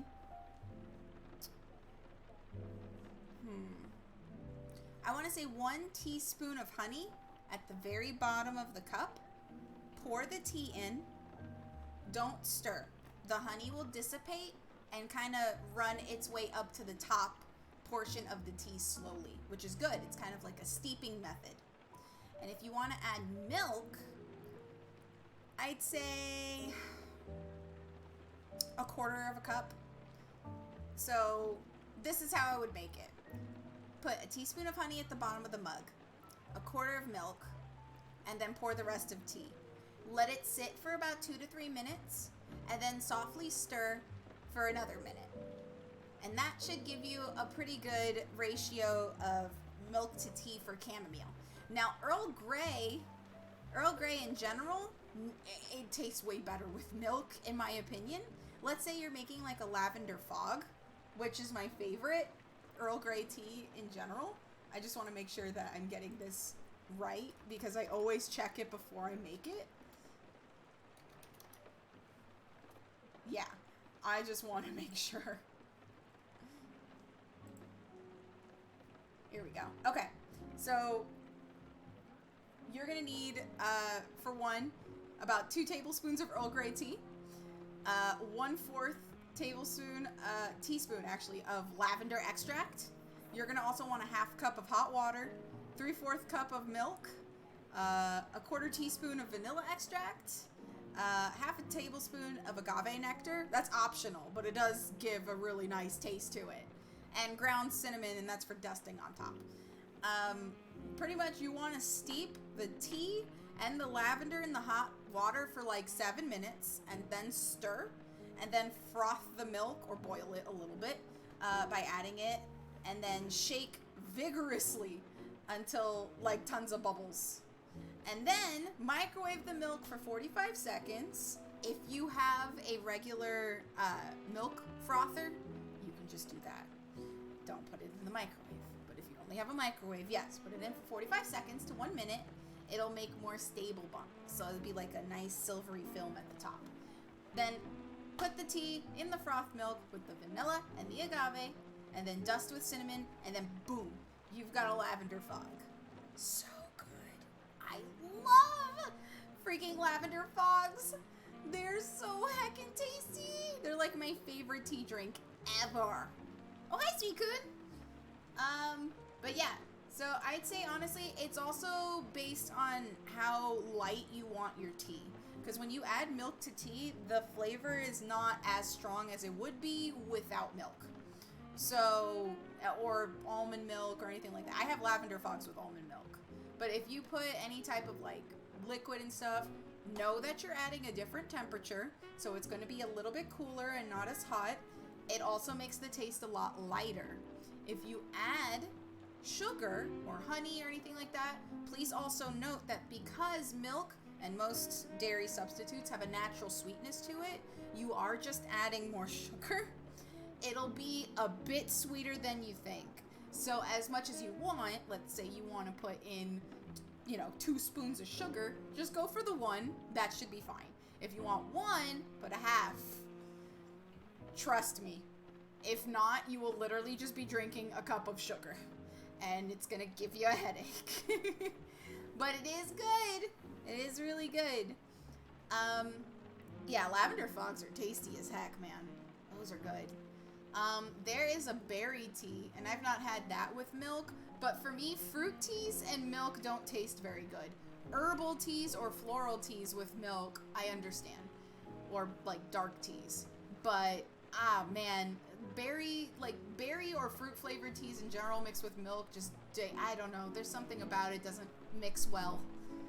Like, hibiscus is really pushing it because it's a very fruity and floral taste to it with a very light texture.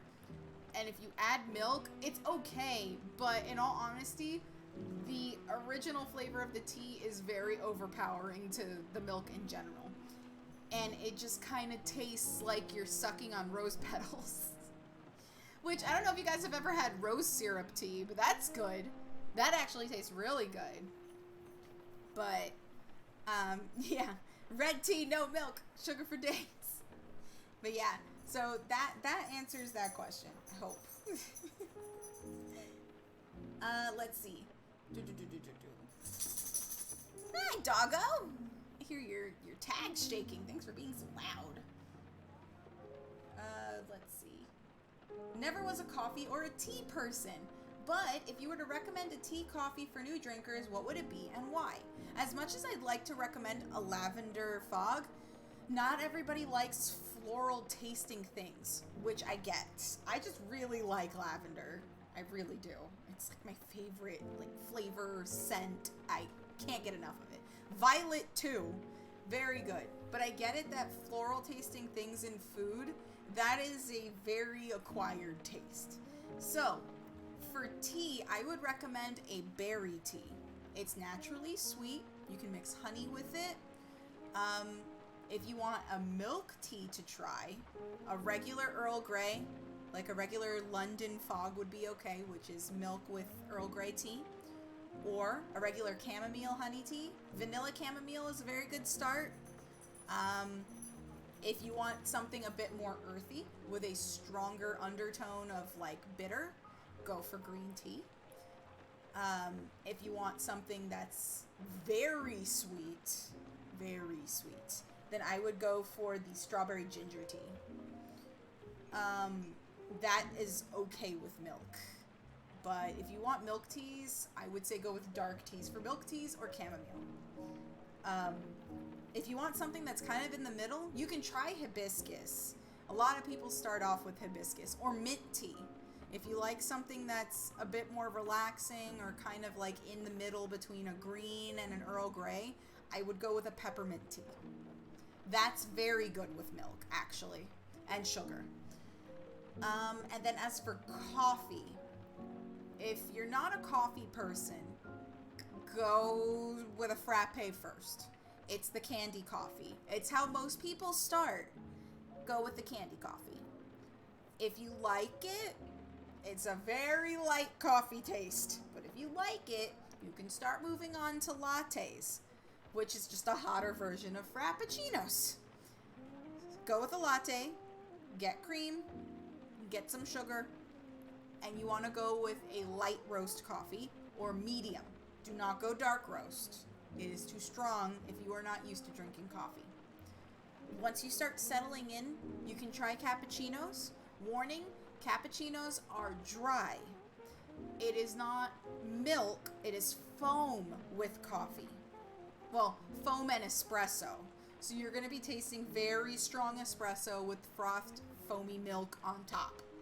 It's not very liquidy. So, just a reminder. Lattes in general are more of a blended type deal with frothed milk. Very integrated with the coffee and the espresso. And then, regular coffee is a good place to start too. You can always get a blend, from a coffee maker, like a donut shop blend or something like that, and do that. Insta coffees are okay. Folgers is an okay brand for ground coffee already. You can start with that. But yeah, I would start with frappes first and then work your way through the regular stuff. Macchiatos, they're not real. Macchiatos is actually, it's a real drink, but the way that it's marketed in America is not the way that it is overseas. Macchiatos is literally just a candy cappuccino, or a very frothy cordato. But they're okay. Macchiatos are mostly just to add another drink that's why they only really serve caramel macchiatos. It's literally just a caramel latte or cappuccino. That's literally it. It's just a little bit wetter than a cappuccino. Night, Soda. Thanks for coming by. And I think that was honestly the questions for this one anyway. But yeah, that's things I know about coffee. That was a crash course. And it was lots of fun. I appreciate you guys coming and like hanging out for that.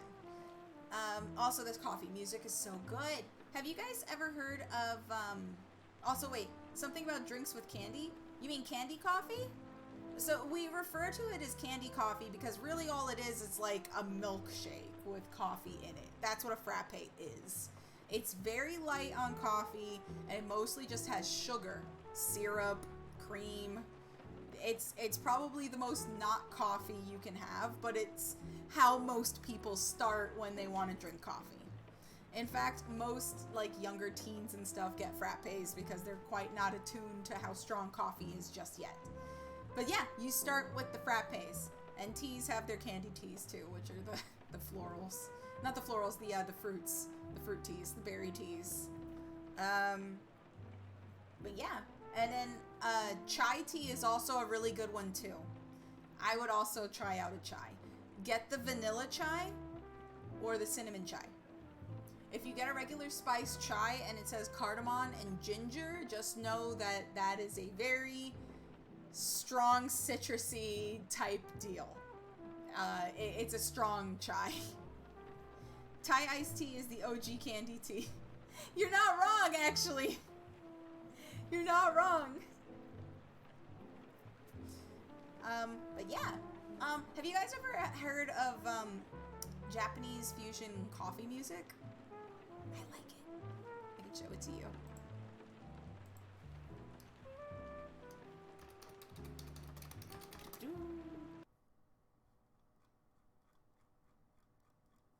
There it is. It's this one.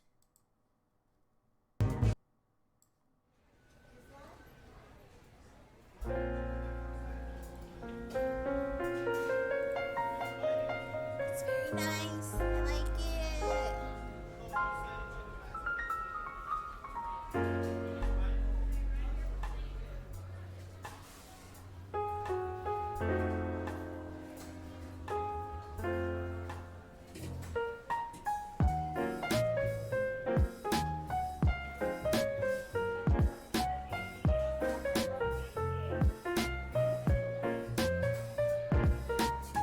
This is the type of music I want to play in my coffee shop someday.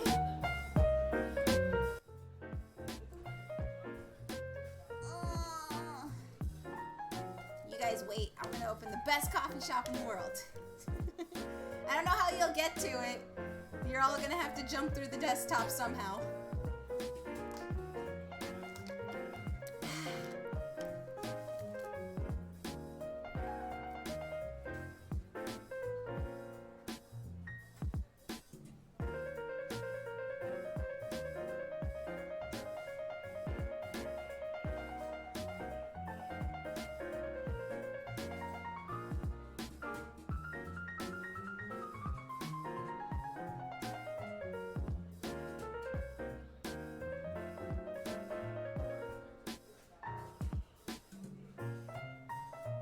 This music is so jammin'.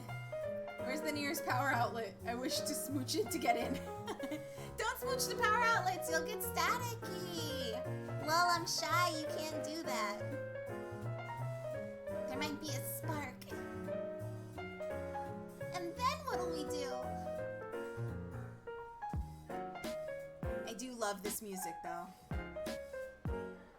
You guys should definitely check this playlist out because all the music is like this. It's so nice.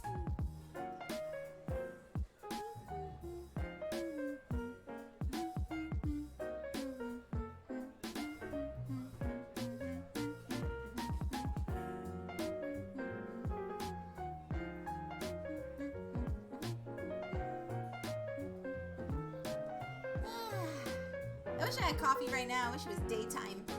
I can't have coffee now. It means that I'll never sleep. Although, you know what's funny? Sometimes coffee actually makes me really sleepy. Like, really sleepy. Yay! Yeah, that music's good. Oh, my spine. Ow, ow, ow, ow. Ugh. But yeah, in all honesty, this is all I planned to do today. So now I don't know what to do. I guess we could raid another channel. Because in all honesty, I was just going to talk about coffee today. I'm trying to save all of my energy for Friday when we go back and play Space Otters. I'm excited. I want to get more animals in my tub. As weird as that sounds. But yeah. This was a fun chill stream though. I hope you guys had fun. So, like, a lot of you came out today and I was really surprised. I really had a fun time talking about coffee and stuff with you. It was nice and chill. I know it's a little short. I just had a really long work day. But I really wanted to see you guys. And I was happy to share some of that information with you. Maybe we'll learn about tea and the different types of coffees. I can teach you guys about cordados and cappuccinos and stuff. Next time. But I do want to do a drawing stream next time, so it'll have to be afterwards. I need to get back on my drawings. Oh, I'm so behind. I finished another one recently. You guys want to see it? Let me see if I can find it.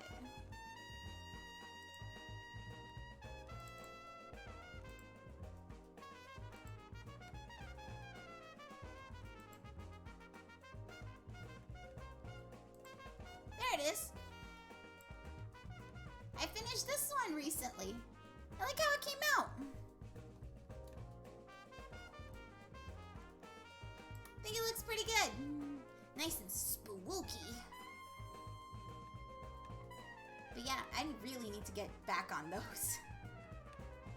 I'm very far behind. I have like 15 more to go, I think. But it's so much fun though. I really like this painting style. It's still new to me though, so I'm still learning. But it's coming out okay. I like it. I like it. But yeah, I guess it's raiding time, which I'm okay with. And I hope you guys had a really fun time too. It's fun to take coffee and stuff like that and talk about anime. Maybe we can have an anime powwow. But let's see. Let's raid someone. Who's streaming right now? Ooh, let's see. Nella's streaming. Heavens to Betsy is streaming too. Ooh. Betsy's playing Arkham Asylum. She's playing Batman. Shizanova's doing art. Nella's doing Disco Elysium. Oh yeah, if you guys are wanting to, you can join The Void. The Void's now open to visitors. Feel free. We have a really lovely community. I promise not everybody's going to bite you all at once. They do it out of love. And if you want to keep up to date with things that I'm doing, definitely check out my Twitter. You guys were so amazing today. I think we're going to raid Heavens to Betsy. She's playing Batman. Batman's pretty cool. She's playing Arkham. I also love Betsy. She's cool. So we're gonna do that. Alright, let me set it up.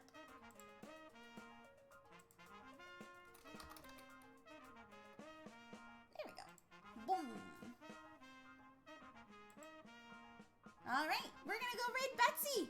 She's playing Batman. Everybody be super nice to her.